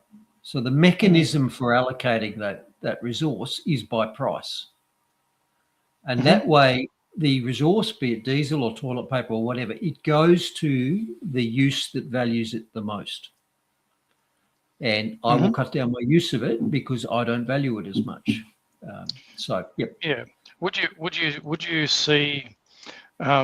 Would you approve of then subsidies continuing, let's say, for farmers and transport companies, or would you say because you're raising the price regardless, they should pay? Like, should you raise the prices just for people non-essential, like the average person with their diesel ute or whatever, and say, and you get the farmers and the transport companies continue to get subsidies? How would you look at that? No, absolutely not, because the way that the free market allocates scarce resources is by price. If you thwart that mechanism by price fixing, you different price for truckies, subsidy to bring the price down, whatever, you are stopping the efficient market mechanism of allocating those goods. So, for example, if the toilet paper price went up to $10 a roll and the government said, no, it's a human right, we'll give you $9 rebate on it, then you're back to square one where everybody's buying a whole trolley load of TP because they're not paying for it. So the best method for rationing scarce goods is the free market, and the method it uses is price. And if you don't like that, the alternative is empty shelves. So it becomes a socio-economic issue then, doesn't it? So lower income people then obviously don't get access to those goods, whereas people that have obviously put themselves in a position to be better off do. And that is, I guess, the challenge. Those moralistic conversations. Look, there's ways around that. There's charity to get around that. There's me giving a jerry can to my neighbour who needs it because he's a decent neighbour and I've got a relationship there. Yep. That's fair. Yep. And just while I'm flicking through it, I said there's 3 ways you can ration scarce goods, and the best way is let the free market do it through pricing. Here's a couple of other ways. You can ration scarce goods through patronage. So you get diesel if you know the right guy. And in this example, you get into the nightclub if you know the bouncer. So it's patronage. So there's a scarcity of slots to get you into the nightclub. You only get in if you know the guy. And if he's got that power, you could bribe him. So there's corruption there. So it's a much less fair system than letting price determine, okay, who values it the most. So that's an example. And the third way you can ration stuff is with the waiting list. And we do this in health all the time. You can get a free hip replacement on Medicare if you're prepared to wait 2.5 years. You go on a waiting list. And what the waiting list does is it rations the supply. We only do a certain number every month, and you have to wait until you come to the top of the list. Now, some people will go, it doesn't hurt that much, I'm just not going to wait. Some people will die while they're on the list, and other people will make some other arrangement. So there are 3 different ways you can ration a scarce good. And in every case, the people who miss out, miss out. That's the way it is. But the fairest way is to ration it by price because it directs the goods to the people who value it the most. And also it removes the corruption element. If I get diesel because I know the guy, I can bribe him. if I have to wait till I get to the end of the list, and by the way, a coupon book, a ration book is the same, then again, whoever's issuing the book, they can give me a second book, I can pay them off, etc. There is no perfect answer. Scarce goods have to be rationed some way, and the fairest way to do it is to put the price up for all of these. Yeah, and the current generation has no idea what a depression and post World Wars look like. I mean, we got nothing. Looked at people starving in the streets through some of those totalitarian regimes. I mean, there's some horrendous examples of in history, but our young people just aren't taught that. And if they had half an idea, you'd have more people pushing back on governments that don't prepare adequately for the future of their generations, which is again Labor and Liberal have let us down. Well, I'd push back on the people. If you see a threat, it's up to you to manage that risk. Don't trust the government because they won't do it. Yeah, and that's why you keep doing. This is why we're up to episode 100. By you keep explaining to people they need to be self-sufficient, need to be smarter, and elect the government that you want to secure a better future for yourself. Yep, 100%, mate. 100%. And Jay Space always comes up with the good comments. It's like, if there's no food, they won't need toilet paper because they won't be shitting. Not quite true. Half of the bulk when you sit on the loo actually comes from the bacterial component of the bowel. So it's actually not quite true. Oh, well, there you go. See, thanks, doctor. There we go. All right. Now, here's something else the government, I think, will do within weeks. So during the 1973-74 crisis in America, the gas crisis, they dropped... I just had a thought. Sorry. I just had a thought, brother. Jace has gone, can we use toilet paper to fire up our copper? I just had this image in my mind, right? It's like everybody does their business on the toilet. They got it all there. And those bricks you used to get for your fireplace, and you'd wet the paper, and it's like, you get all these people on the can. You get it, and you compress it into little bricks, and it's like your own fecal matter bricks for your fireplace, Bruce. I don't know, Jace, you're a troublemaker, Jace. I don't know, you get my mind going in different places. Humans have cooked over dung fires forever. Anyway, good on you. All right, back to the whole subject of rationing. Yeah. So yes, we're already rationing, and we're using the best system so far, which is price. Something else that's going to happen, because it happened in the 70s, is governments are going to drop the national speed limit. So they did this in the US in the 73-74 oil crisis, which again came out of the Middle East, where the US dropped their national speed limit from 70 miles an hour to 55. That's about 90. As far as I know, Australia didn't do that, but I guarantee you they'll be doing that within weeks. There'll be a new national speed limit that's probably going to be 90 kilometres an hour. And like I said, I went to Adelaide over the weekend, and on the way there, I drove at 95 on the cruise control, and on the way back, I drove at 100 just to see what the fuel consumption was. And I used 10% less fuel at 95k than I did at 100. And that's because the drag on the car increases as a square function. So by adding 10k or 5k to your speed, you get more than a proportional increase in drag. So you're dropping your speed actually is useful. Now, again, I'd prefer to see it left to the punter, left to the person who's buying the fuel to decide whether, they want to drive a bit slower. But I'll be very surprised if within a week or two the government doesn't say, okay, emergency speed limit, 90k nationwide. Yeah, very, very interesting.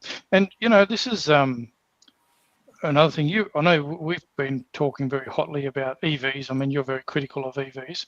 We've got our family car in for repairs at the moment. We've got a hire car, and we've got a Toyota RAV4 hybrid, and to be honest, it's been really impressive to see it going. Like, even watching the little screens about, I actually don't mind that technology. It's been around for a long time, rather than the full EV technology. But again, I mean, you still got, from what I understand, those smaller batteries in the hybrids there's not been many issues with them. Toyota's very good manufacturing, but I don't mind the idea of that regenerative power consumption into the battery while you're driving. It seems to be, keeping down the cost of fueling up that vehicle while my wife's taking it to work. If it's a choice, that's fine, but regenerative braking doesn't work for me because I drive interstate and I just don't regenerative brake. So having said that, this is obviously going to be a big marketing opportunity for our EV zealots. Yep. And no doubt there'll be a bit of a bump in EV sales, but, is our grid up to it? How are you going to get the cars here, on a ship that burns bunker oil, et cetera, et cetera? Yeah. So, but yep, the zealots will take advantage of it, and I wonder whether the national speed limit will stay at 110 for EVs, maybe.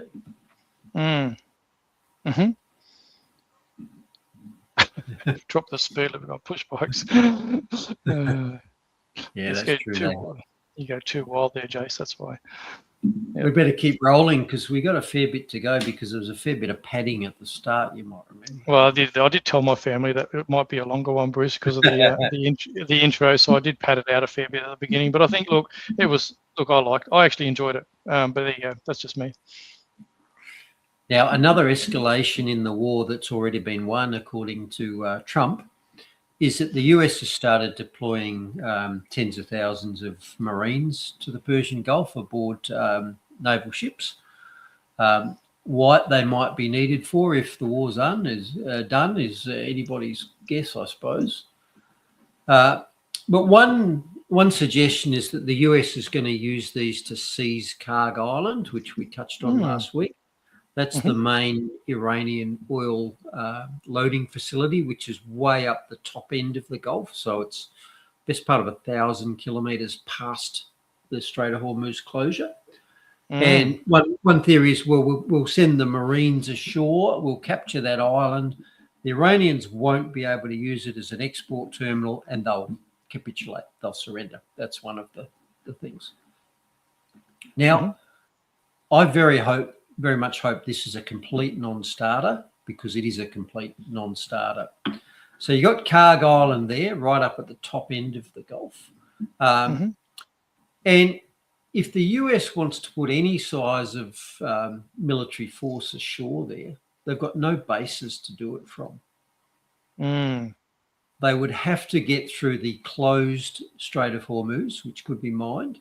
They'd have to get best part of 1,000 kilometres up the strait under Iranian attack, and then drop the troops ashore at the island.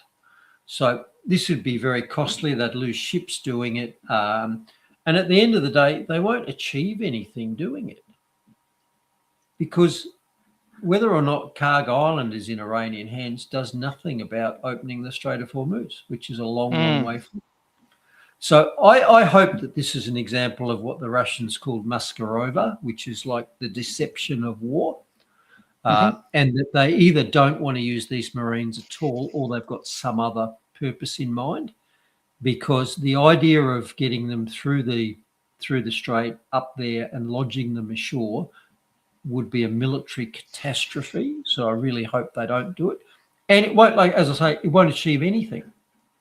And the great General Erwin Rommel, the Desert Fox, one of the things he said is don't fight a battle if you gain nothing by winning it. Yeah. So let's say the Americans do battle their way up to Karg Island and seize it. So what? The strait remains closed. And as we've discussed, that is the key thing, the Schwerpunkt of the Iranian campaign. So I don't think they'll try it. I think they're just using it as a deception. But my God, if they actually just try it, I think we could be looking at a disaster. Now, given that, and I'm only like a doctor, what would I know? But given that it would be militarily very difficult to get a force up to Karg Island, and even if you took it, you would gain nothing. Surely the experts would be saying, this is stupid, don't do it. So I'm hoping that's what the experts are saying. But there are military parallels to this, and this is one that the Australians and New Zealanders would be familiar with, because this happened in 1915. So the Turks, who were the enemy at that stage, they controlled access to the Black Sea through a little strait in what was called the Dardanelles. And that mattered because when they blocked it off, they blocked grain exports from the breadbasket of Europe, what we now call Ukraine. And as a result, grain and bread prices doubled in Britain in 1915. And this was a problem. Now, does that ring any bells? What else has just doubled in price, 100 years later? Diesel. So that was a problem that needed to be fixed. And the thing that stood in the way of fixing it was the closure of the strait through the Dardanelles. So what the British did is they said, well, we'll send some naval ships to open up the strait again.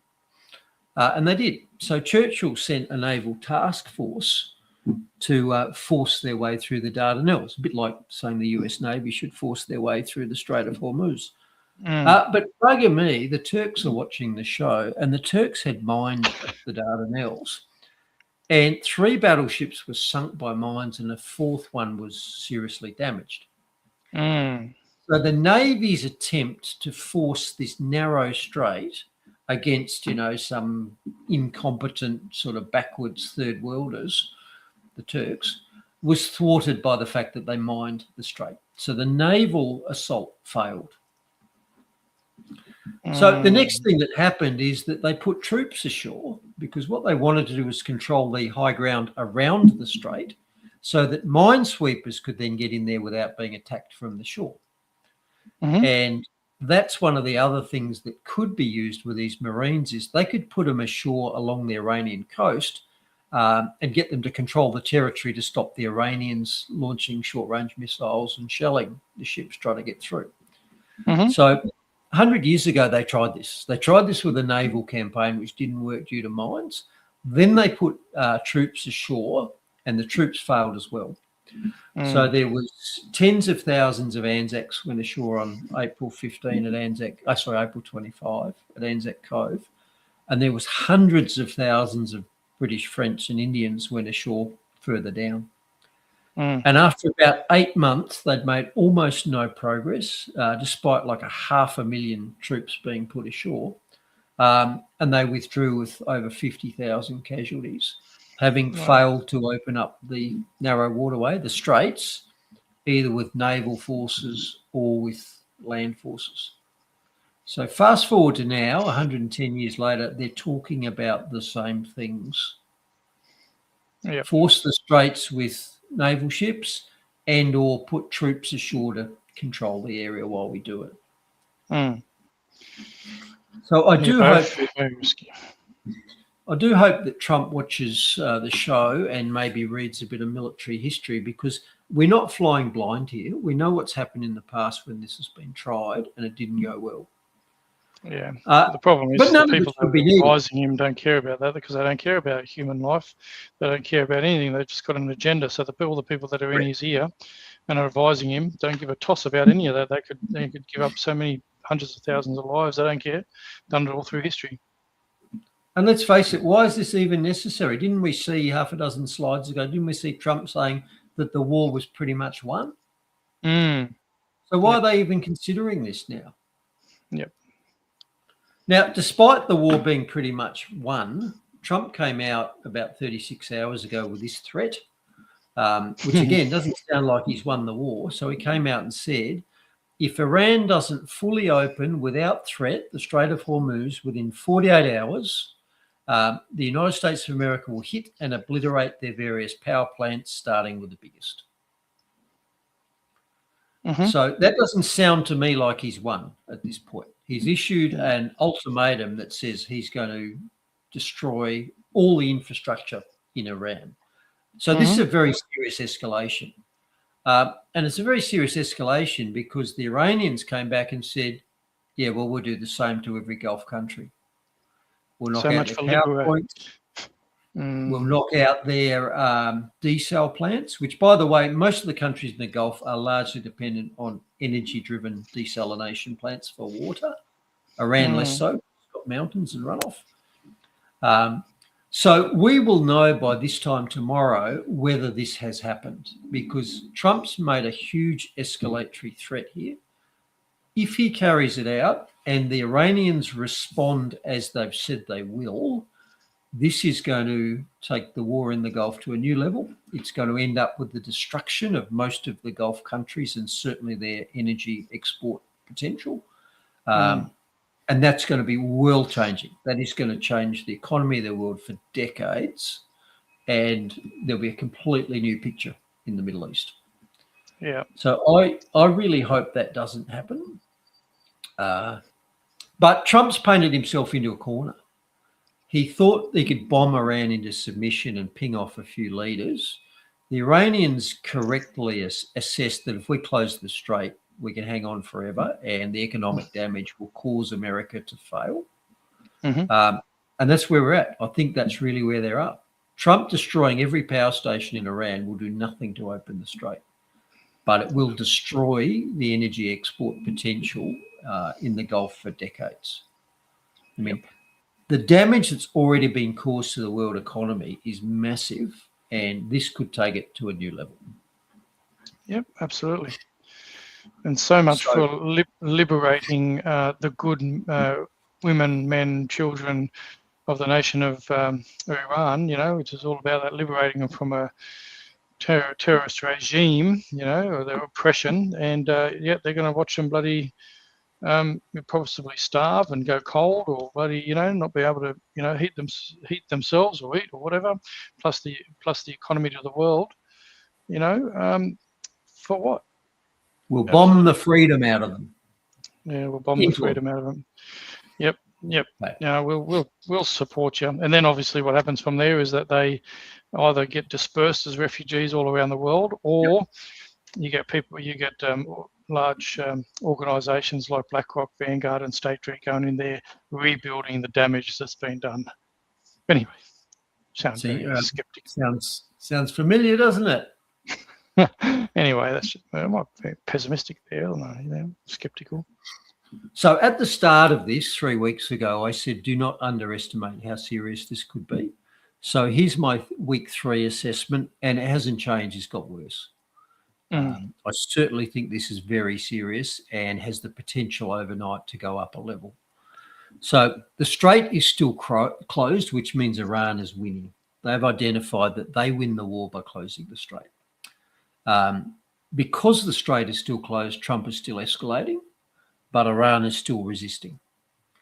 So adding all those things together, I think we are looking at the worst energy and financial crisis that we've seen in decades with no resolution in sight. And all that can happen is Trump can either fold or escalate. He doesn't look like the sort of guy to fold to me, so I expect escalation, which is what he signaled overnight. We're going to start just dismantling your power stations. So, like I say, do not underestimate the seriousness of this. I think this is the late lash out stage of a dying empire, America, and with it goes the West. And I think it's dying for all the reasons that empires always die.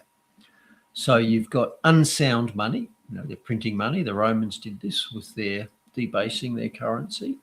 You've got a decadent population, no morality, no work ethic, etc.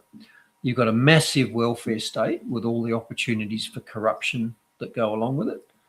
And the icing on the cake is expensive overseas wars.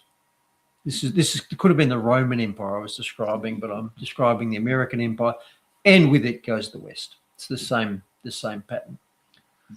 So the only question is how much damage they do as they thrash around and die. And one of the concerns is, okay, Trump's got to escalate or capitulate. He's running out of escalation options apart from that one on the right. It's a possibility. It's a possible.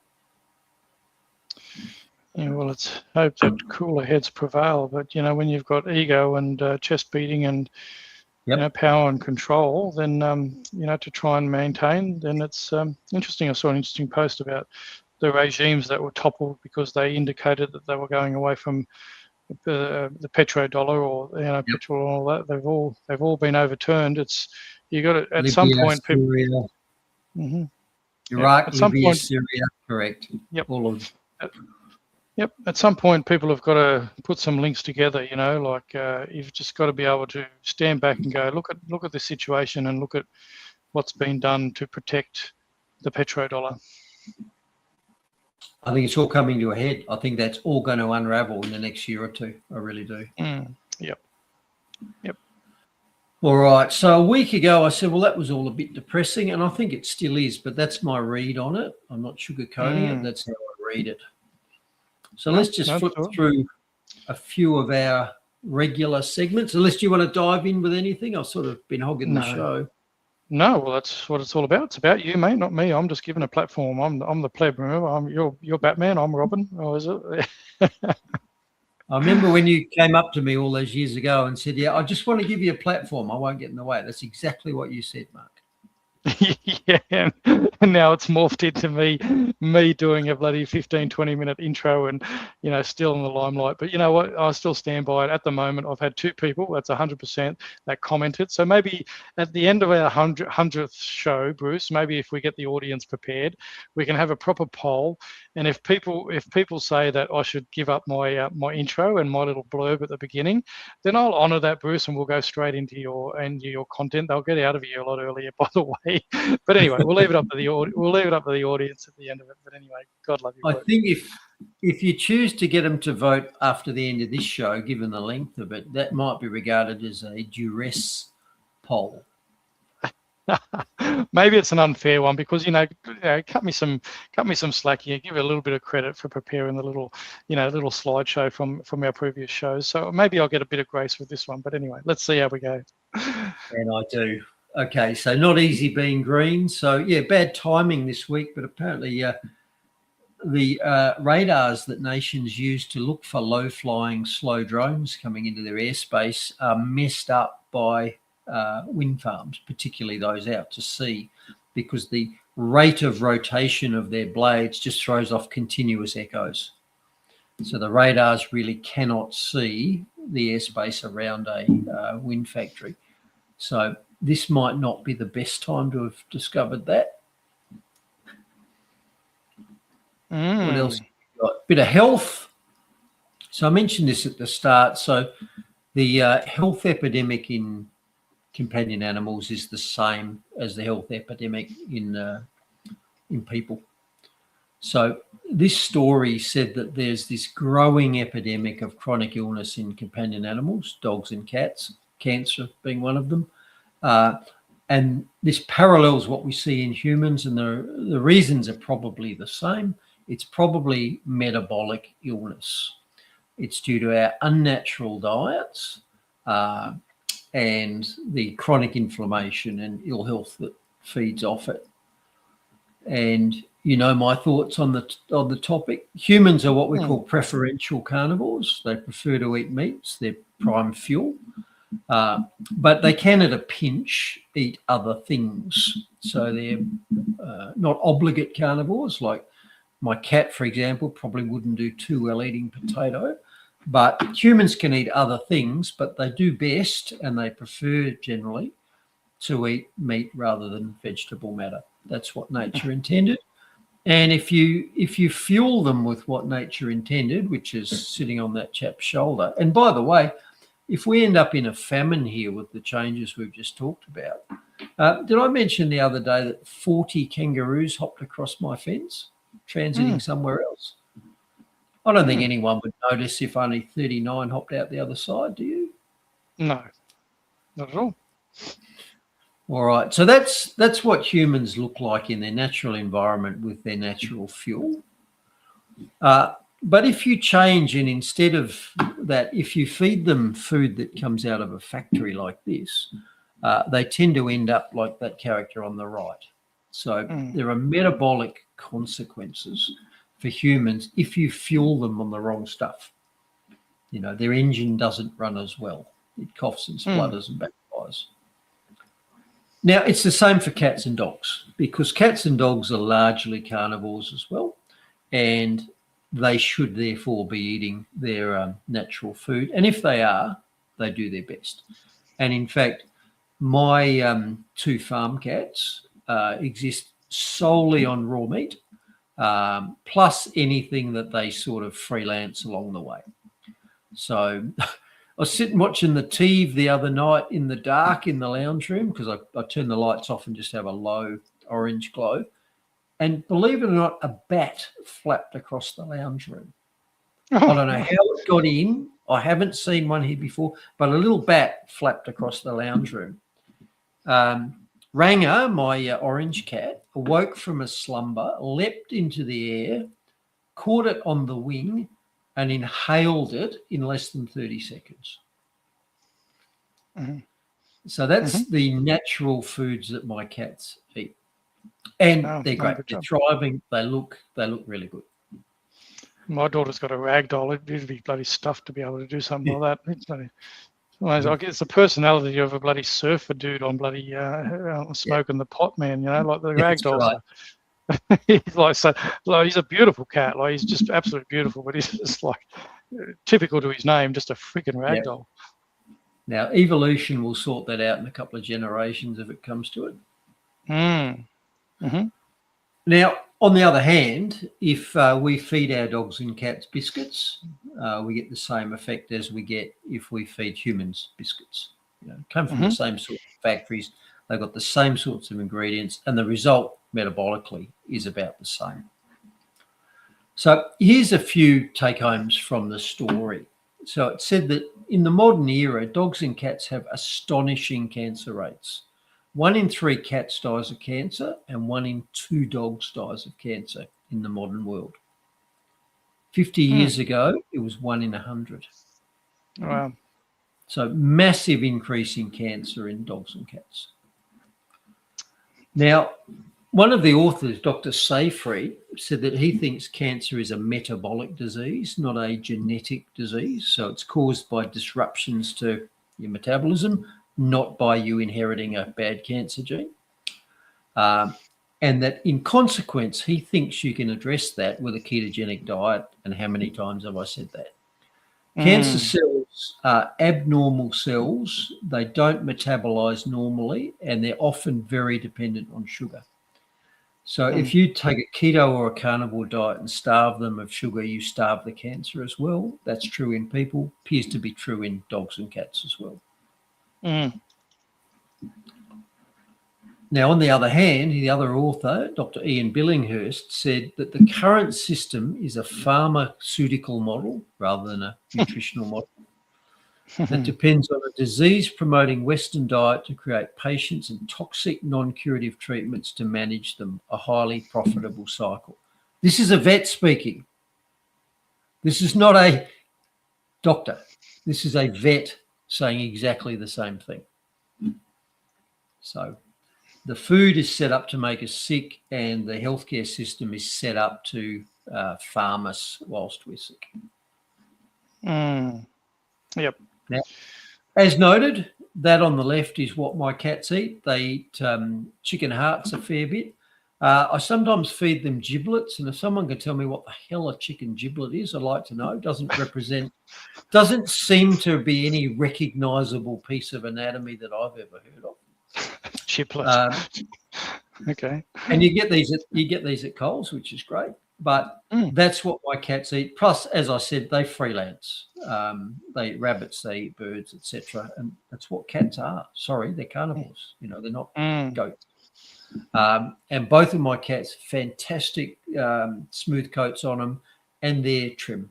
They're trim and muscular. They're not couch potatoes, my cats. Yeah. And that's because I feed them real raw meat, not biscuits, like the dog I showed you, like the cat I showed you. And if you feed dogs and cats biscuits, you get the same health effects as if you feed humans biscuits. They end up sick, fat and sick. Anyway, that's just reflecting, that's a story that sort of reflects what I've been saying about human nutrition and health. It's interesting, Bruce, because, I mean, I just want to play this quick 1-minute clip from our favourite veterinarian, Bruce. What do you reckon? Should we play the clip from our favourite veterinarian? Do you want to hear from our favourite veterinarian? Is it Baller? You know what it is, don't you? Here we go. Let's just hear from our favorite And veterinarian. actually, mRNA was a technology that never delivered a single product until that day. Not vaccine, not any other medicine. So it was very counterintuitive, and I was surprised when they suggested to me that this is the way to go.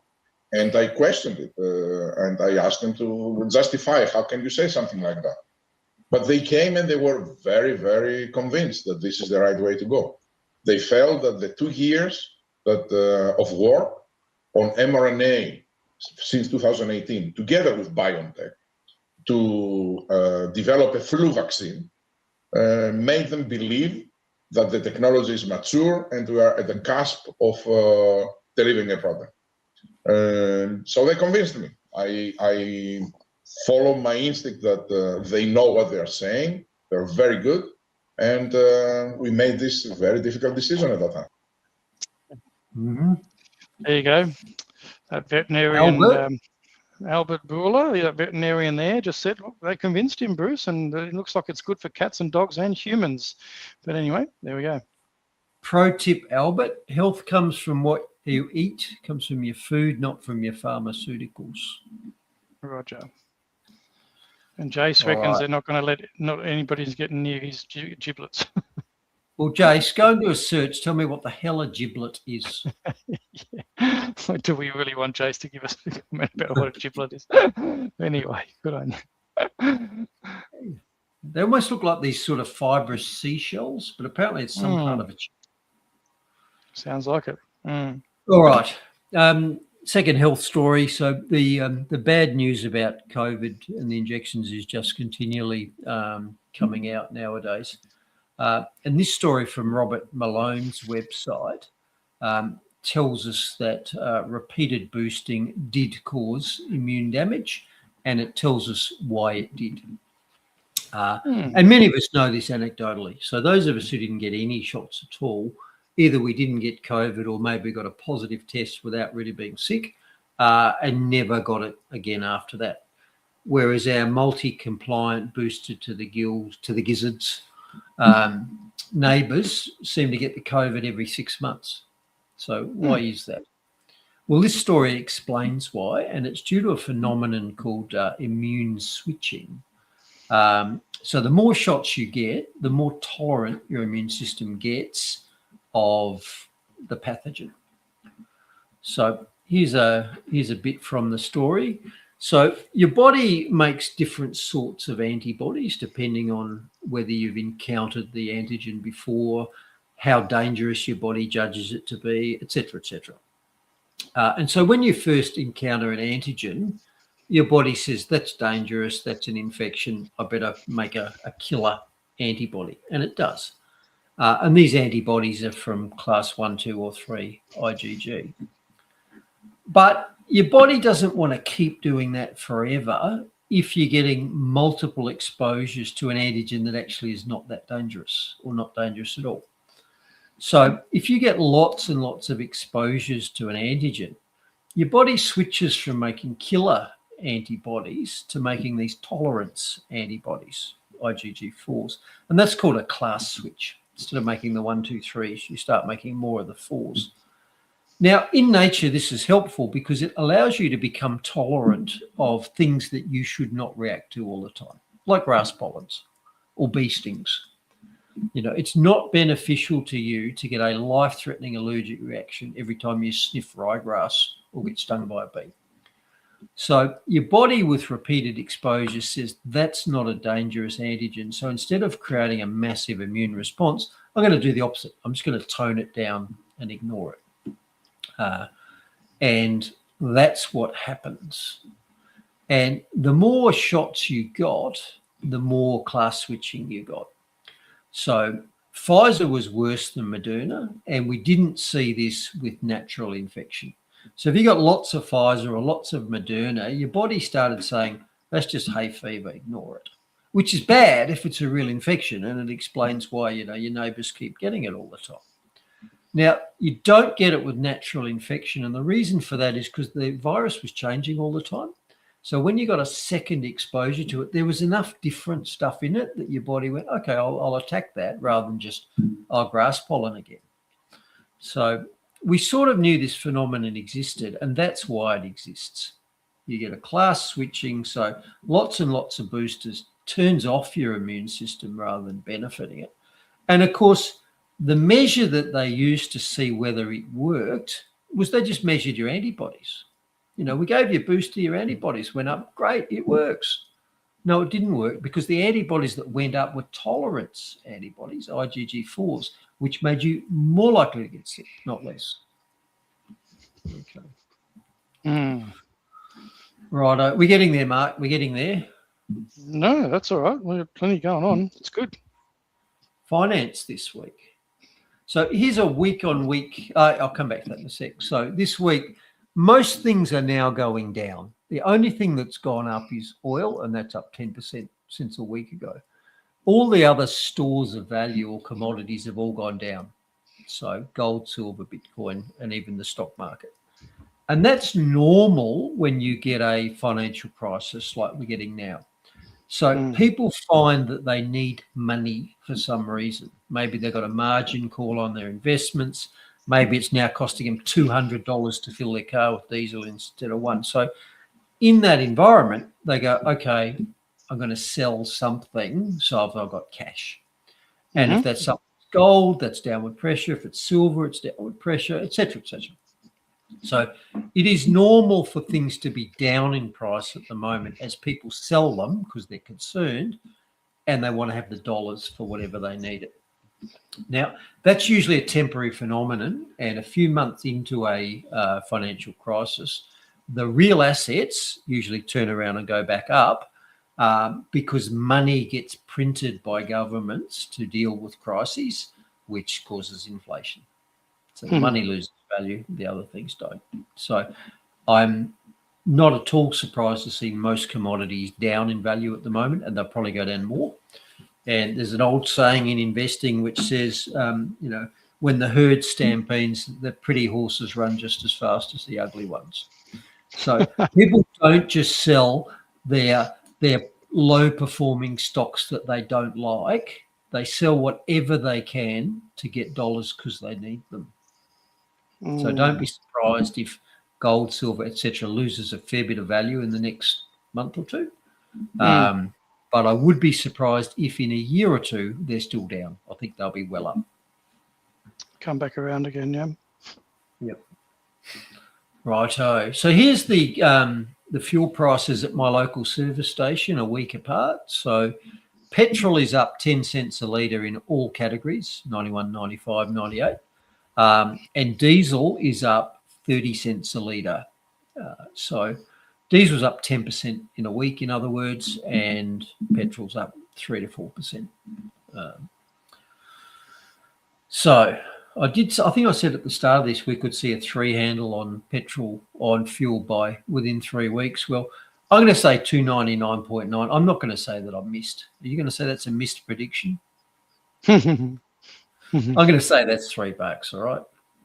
Fair enough. Fair enough. No, I'll pay that, Bruce. I'll pay that for you. Wonder where we'll be next week, Mark. Well, yeah, as long as we've got enough to power, get the generator on to, power the Starlink and that, and yes, that's right. As long as we can get, as long as we can get some power, I might have, invest in that generator. I've been putting off for a while, and maybe be able to, get the house going. All right, miscellaneous. Now, here's a shocking story, Mark, because it turns out that those greedy and uncaring employers have been discriminating against unsuitable employees. So they're not hiring workers who are not suited to whatever job they want in their business. Can you believe that? They're actually looking at the qualities and attributes of the candidates and choosing the candidates that are best fit for their business.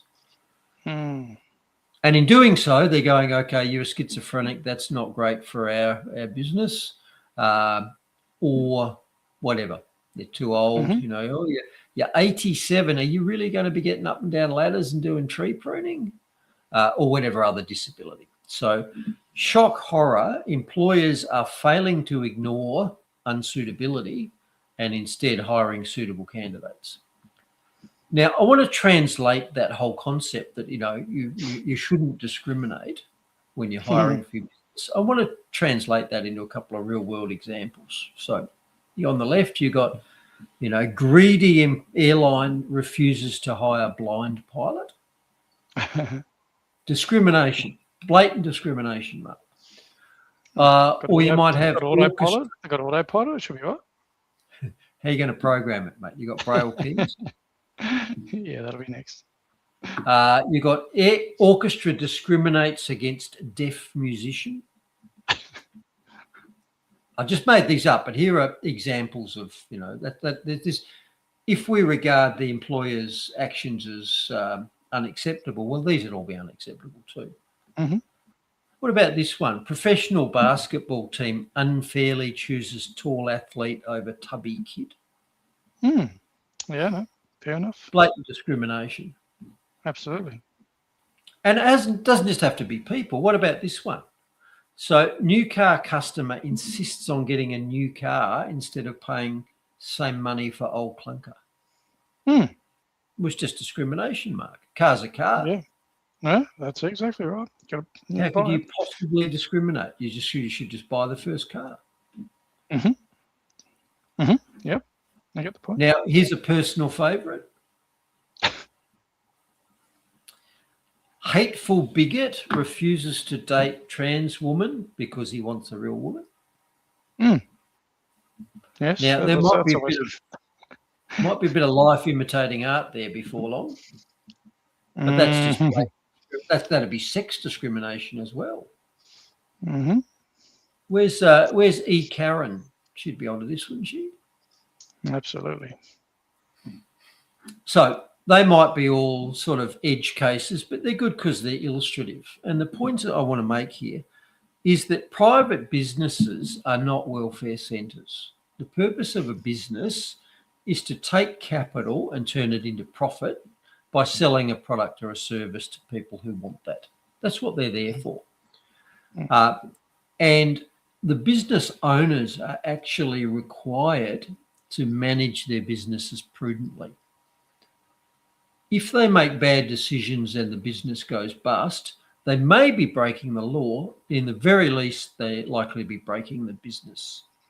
So it's all very well for the media to come out and say, oh, it's horrific that government wouldn't hire this, blind amputee. That's not the business of private businesses. They're there to make money. It's not discrimination. It is choosing the right people for the job. And if you don't allow businesses to do that, you're actually discriminating against the better qualified candidate by not allowing them to be chosen because they're better. So it's not failure to discriminate, it's discrimination in either direction. Okay. Yeah. So if you think businesses should contribute to charity in some way, there's two ways you can handle that. You can set up your own business and do it. Or you can pay your workers for working in your business and let them choose where their charity goes to. Any requirement that the government puts on a private business that says you have to do charitable works as part of your business should be resisted because it's inefficient and discriminatory. Despite what the old newspaper report said. What did they say? Employers refuse excluding candidates due to mental disability and age. And I didn't show you the rest of that, but there was a whole lot of stuff about disability discrimination being illegal and all that sort of stuff. No, it's called freedom of choice. If I own the business, I get to choose who works there. End of story. If you don't like it, set up your own business. Yeah, well, this is what it comes, and of course, government would make that legislation or those rules because government is one of the most inefficient things around, Bruce. Plus, it's the most expensive thing to us as well.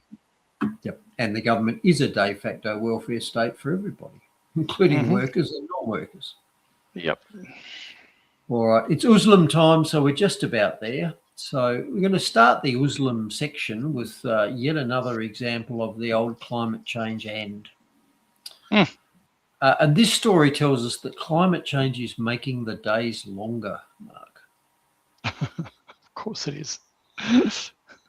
Now, I didn't read, but I imagine it is by some fraction of a microsecond or a nanosecond. But let's say it really is making the days longer.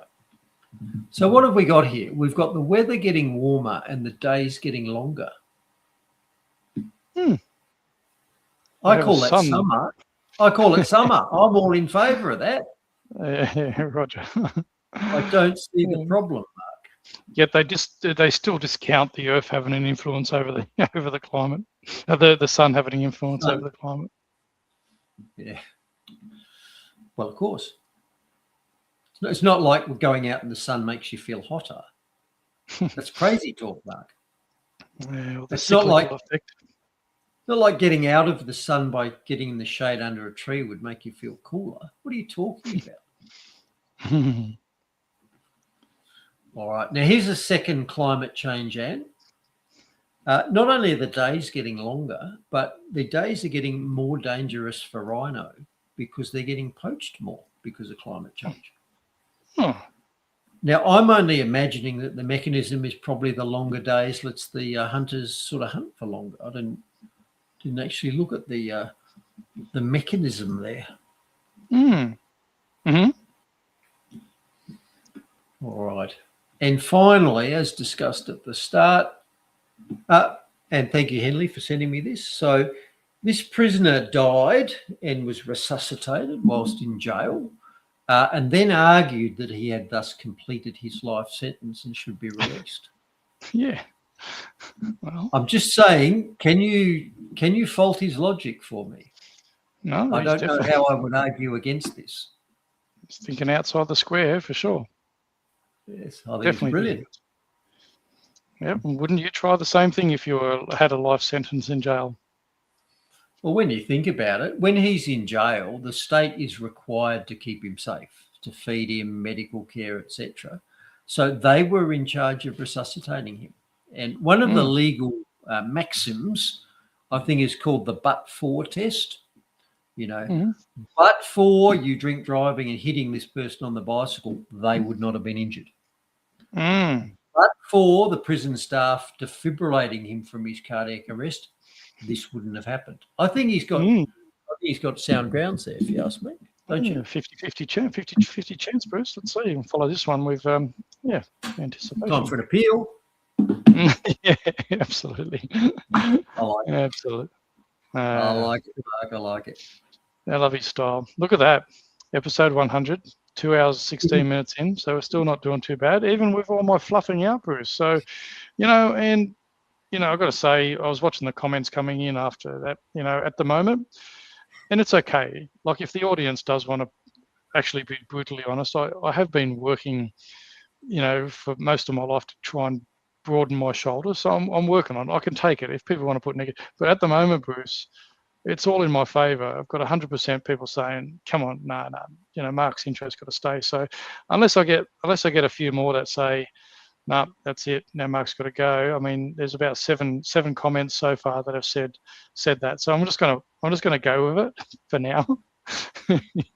Mark, are you saying that this podcast, which is your business, allows you to make choices about employees, even if their disability makes them unsuited for your employer? Is that what you're saying? Something along those lines. Now, Bruce, in order to have a business, you'd actually be making a profit. Now, I can guarantee you there's been no profit making on this business for 5 years. I can absolutely 100% guarantee that. So, but anyway, we do this through the love of the community to give people, information and stuff. I'll continue to do it for as long as my family is happy for me to spend the time and all that, mate. So it's all good. Thanks, Trish. Class switching help to overcome alpha gal syndrome. Okay, I don't know what that is. Yep. You've got, okay, alpha gal is where people develop a red meat allergy due to tick bites. something, of course, that our wise rulers would be all in favour of. I don't know. That's a really good question, and I would think that would have promise. I think Bruce might be doing some research over the next week and bring you something about that. Alpha gal. There we go. Hmm. All right. Now, sheep have been fed, cats have been fed, horses have been fed. There's been no bidding through the window, so I think we're done. Yeah, no, all good. But I did look up something for you earlier because you did want to know. So I brought it up. Now, let me have a look. So there you go. The edible internal organs and neck of poultry, chicken, turkey, duck, usually found in a small bag inside the body cavity. What is inside the bag? Gizzard, liver, heart, neck. Well, there you go. So there you go. Gizzard and giblets. I don't know if giblet and gizzard are the same. Well, giblet, it's saying that the giblet is the bag that contains all of that. Oh, is From it? what Okay. What I'm reading. Right. Found in a small bag inside the body cavity. Chicken, yeah. Yeah, so thought organs and... Might be a plastic bag. What do you reckon? There you go. But so I just wanted to say to people, Bruce, at the end of our show, 100 shows, like there's massive censorship. I had over 7,000 people following me on Facebook before they canned me. One of the biggest things, if you do appreciate everything that Bruce does, and obviously me putting the platform up, is one of the things I recommend is sharing. Obviously, it's up on Rumble, so many of our shows. If you do appreciate the content, let family, friends know that what you've watched is actually, it's beneficial to you, all the stuff that Bruce shares. So if you mind sharing it, be mostly appreciated. YouTube, it's on there now too. I'm not sure how many people would want to share YouTube, because at any time they could do a Facebook on us as well. But, look, if you do really appreciate what we're doing, that's one of the best ways that you could reward us, is just by sharing it and letting, friends, family, loved ones, other people know what you've seen, and let them have the opportunity to see that as well. That would, that is the biggest honour that you could bestow on us both, I think, Bruce. So, and for those obviously that know, there's a bit of a selfish plug. I've got my website up and running, and fcpaustralia.com if people want to jump on there. But I've just done a recent one, Bruce. I'm not sure if you're going to be interested in that, because there's someone's in trouble for that. I just wrote a bit of an article about Fabiana Bolsonaro, if people want to check it out. So she's just done blackface, but not for what the two people, and she's copped a lot of criticism, but she's a woman that wanted to defend her right to be a woman against the trans lobby, because a trans person was just awarded a roles in something to in a women's category. So she's done that. So I've done that article anyway. If people are interested, it's on my website, fcpaustralia.com. Obviously, it's a Christian bent. And the people that have been following us long enough know that I am a Christian, and I'm writing into a lot of Christian topics. So if that interests you and you'd like to find out more, jump on there and do us a follow as well. But anyway, that's that for me, Bruce. And I really thank everybody for continuing to join us. I really just thank you, my friend. And, we're getting hundreds, thousands of people joining us, staying in for a podcast that goes for 2.5 hours. So they do, seems like they appreciate everything that you're bringing, Bruce. So again, it's been a pleasure to do the 100 shows with you, as well as our earlier interviews that people can check out. If they do a search on Rumble for Dr. Bruce Paix, you'll find all of that. So tonight on our way out, Bruce, I'm going to do a little bit of a longer outro, and it is actually the full version of our little snippet that we do, and I'm not sharing just the video in itself. What I'm sharing it off from is a platform that's obviously allowed us to get thousands of more views, and that is Michael Gray Griffith through Cafe Locked-Out. So I do want to thank Michael Gray Griffith and all the team at Cafe Locked-Out that has given us an opportunity and a platform for you to be seen by thousands and thousands of more people. So, my friend, I thought I'd have a bit of a nightcap with you. I know you've got your musket. I like my gin, so I'm going to gin it. Oh, you've drunk yours. So anyway, anybody that's got an ale sitting around that would like to have a 100 episode celebration for Dr. Bruce Paix, here you go, mate. It's on you. Good on you, brother. Love your work. So here is This is actually from an episode with you and Dr. Oosterhuis, who's also amazing anesthetist. So this is the ending of an update on a hero, the ballad of Dr. Bruce Paix. I'm going to play the whole lot for you guys. So hope you enjoy on the way out. And my dear brother Bruce, I'll see you next week, episode 101, and we'll see how far it goes from there. So God bless you all. God bless Australia. And thank you all for continuing to support us, and by all means share as much as possible. So God bless you. Thank you kindly. Anyway, doctors, I'm going to play the song again. You can go purchase Song from Culture. Why don't we make it Australia's most popular song? Because this guy's a hero. He really is a real hero. So we're going to go out and play it again. This is called The Ballad of Dr. Bruce Paix by Ben Antoniadis. He's singing it, culture artist. I love you both. Brothers. See you in the gulag. Thanks a lot, Ben.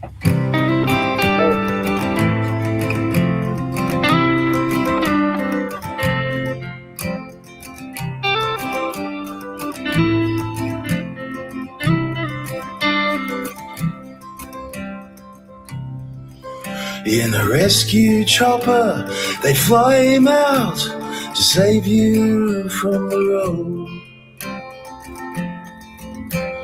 Then on the weekends, he volunteered to fight when flames came for our homes. And in several war zones, he patched up our boys and treated our enemies too. Risking it all for what he believed was the good within our soul. Oh, the signs are there for all to see, the signs we've lost our way. When we jail our heroes and applaud our villains and turn our hearts away. Like a silent choir, too scared to sing the anthem of a braver day. A song our children may never hear, the ballad of Dr. Bruce Paix.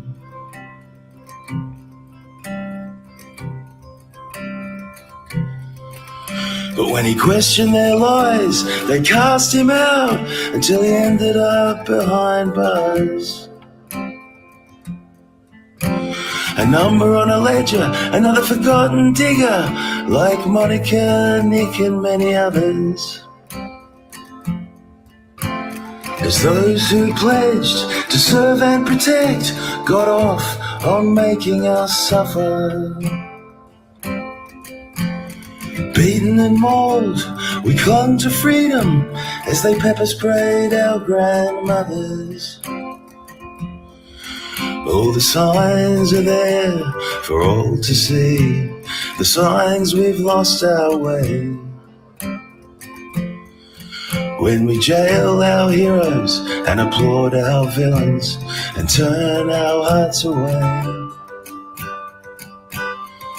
Like a silent choir, too scared to sing the anthem of a braver day.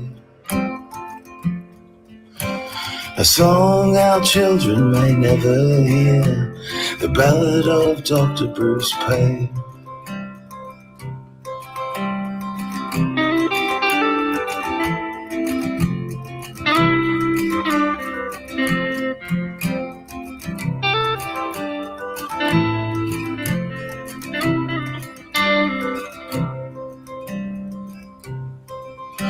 Now living on a farm, he tries to keep himself as his guest and host, where he tends to his wounds with wiser smiles and the company of ghosts. But when a bushfire rose in the Grampians and threatened a nearby town, even though he'd been once told to leave, he volunteered and made his way down. Or in the fire truck, Still reeking of jail, he was driven towards the flames. To fight again for that already burned, he was driven towards the flames. All the signs are there for all to see, the signs we've lost our way. When we jail our heroes and applaud our villains and turn our hearts away, like a silent choir, too scared to sing the anthem of a braver day. A song our children may never hear, the ballad of Dr. Bruce Paix. A song our children may never hear, the ballad of Dr. Bruce Paix.